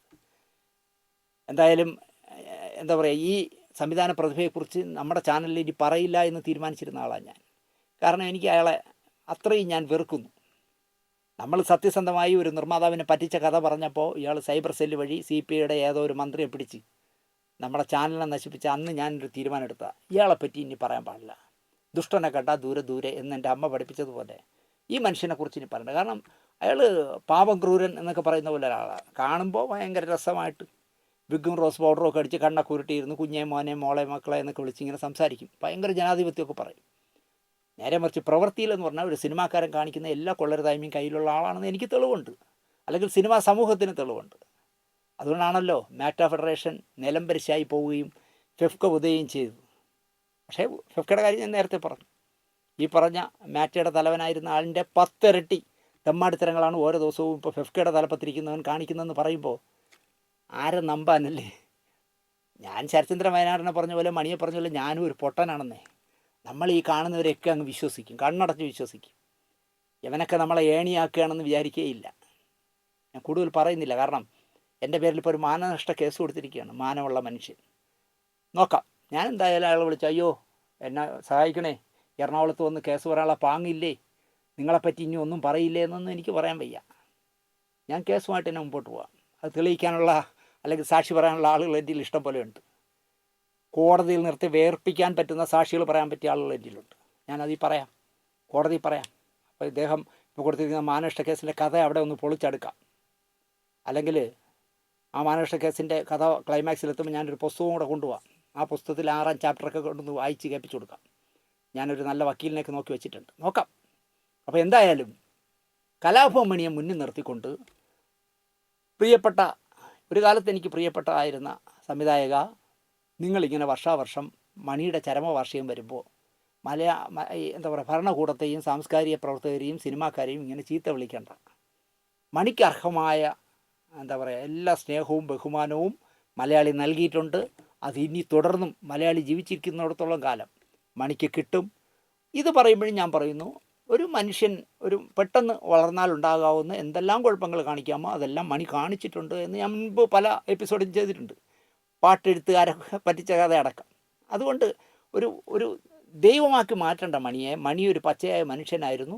നേരത്തെ പറഞ്ഞ പോലെ എല്ലാം ഒരു പൊട്ടത്തരങ്ങളും കാണിച്ചിരുന്ന ഒരാളായിരുന്നു. ആ പൊട്ടത്തരങ്ങളിൽ അയാൾ കാണിച്ച അബദ്ധത്തിലാണ് വാസന്തി ലക്ഷ്മിയും കോടതി കയറിയതും മണി കൂട്ടിക്കയറി നിൽക്കേണ്ടി വന്നതും നിങ്ങൾ നഷ്ടപരിഹാരം കൊടുക്കേണ്ടി വന്നതും എന്ന് മാത്രം പറഞ്ഞുകൊണ്ട്. എത്ര കാലം ജീവിച്ചിരിക്കേണ്ട ചെറുപ്പക്കാരനായിരുന്നു. നമ്മളെ ഒരു സിനിമ ചെയ്യാമെന്ന് പറഞ്ഞ് പറ്റിച്ചെങ്കിലും ആ മനുഷ്യൻ ഒരുപാട് കാലം ജീവിച്ചിരിക്കണമായിരുന്നു. ഇത്ര നേരത്തെ പോകാൻ പാടില്ലായിരുന്നു. അതിൻ്റെ വഴിയും അയാൾ തന്നെയാണ് തുറന്നതെന്ന് ഞാൻ പറയും. മോളെയെങ്കിലും ആലോചിച്ചിരുന്നെങ്കിൽ അയാൾ ഒരുപാട് കാലം ഇനിയും ജീവിച്ചനെ. അയാൾ മോളെപ്പോലും മറന്നുപോയി എന്ന് എനിക്ക് തോന്നുന്നു. മോളും ഒരു ഭാര്യയും എന്നെ കാത്തപ്പുറത്തിരിപ്പുണ്ട് എന്ന് നോക്കാതെ പാടിയിൽ വന്ന തെമ്മാടികളായ കുറേ കൂട്ടുകാരെയും കൊണ്ട് നടന്നതാണ് മണിക്ക് പറ്റിയ ഏറ്റവും വലിയ ദ്രോഹം. പുതുതലമുറയിൽ മണിമാരില്ല, പക്ഷേ അതിന് വരം കുടിയൊക്കെ മതിയാക്കി ഇപ്പം വലിയാണല്ലോ. ഈ വലിക്കുന്നവന്മാരൊക്കെ മണിയുടെ എന്താ പറയുക അവസാന കാലം ഓർക്കുന്നത് നല്ലതാണ് എന്ന് മാത്രം പറഞ്ഞുകൊണ്ട് ഞാൻ ഇതൊക്കെ പറഞ്ഞെങ്കിലും ഞാൻ ഈ പറഞ്ഞ സംവിധാന പ്രതിഭയോടൊന്നും ഇനി ജീവിതത്തിൽ ഒരു ചങ്ങാത്തമില്ലെങ്കിൽ പോലും എനിക്ക് അയാളുടെ ഒന്നും വിരോധമൊന്നുമില്ല. ഞാൻ വിരോധപ്പെട്ടിട്ട് അയാൾക്ക് എന്ത് കിട്ടാനൊന്നുമില്ല. അയാൾ വലിയ മനുഷ്യനല്ലേ, കോടികളുണ്ടാക്കിയ ആളല്ലേ, അത് നടക്കട്ടെ എന്ന് മാത്രം പറഞ്ഞുകൊണ്ട് മണിയുടെ ആത്മാവിന് ഒരിക്കൽ കൂടി നിത്യശാന്തി നേർന്നുകൊണ്ട് ഈ എപ്പിസോഡ് ഇവിടെ അവസാനിപ്പിക്കുന്നു. നന്ദി, നമസ്കാരം.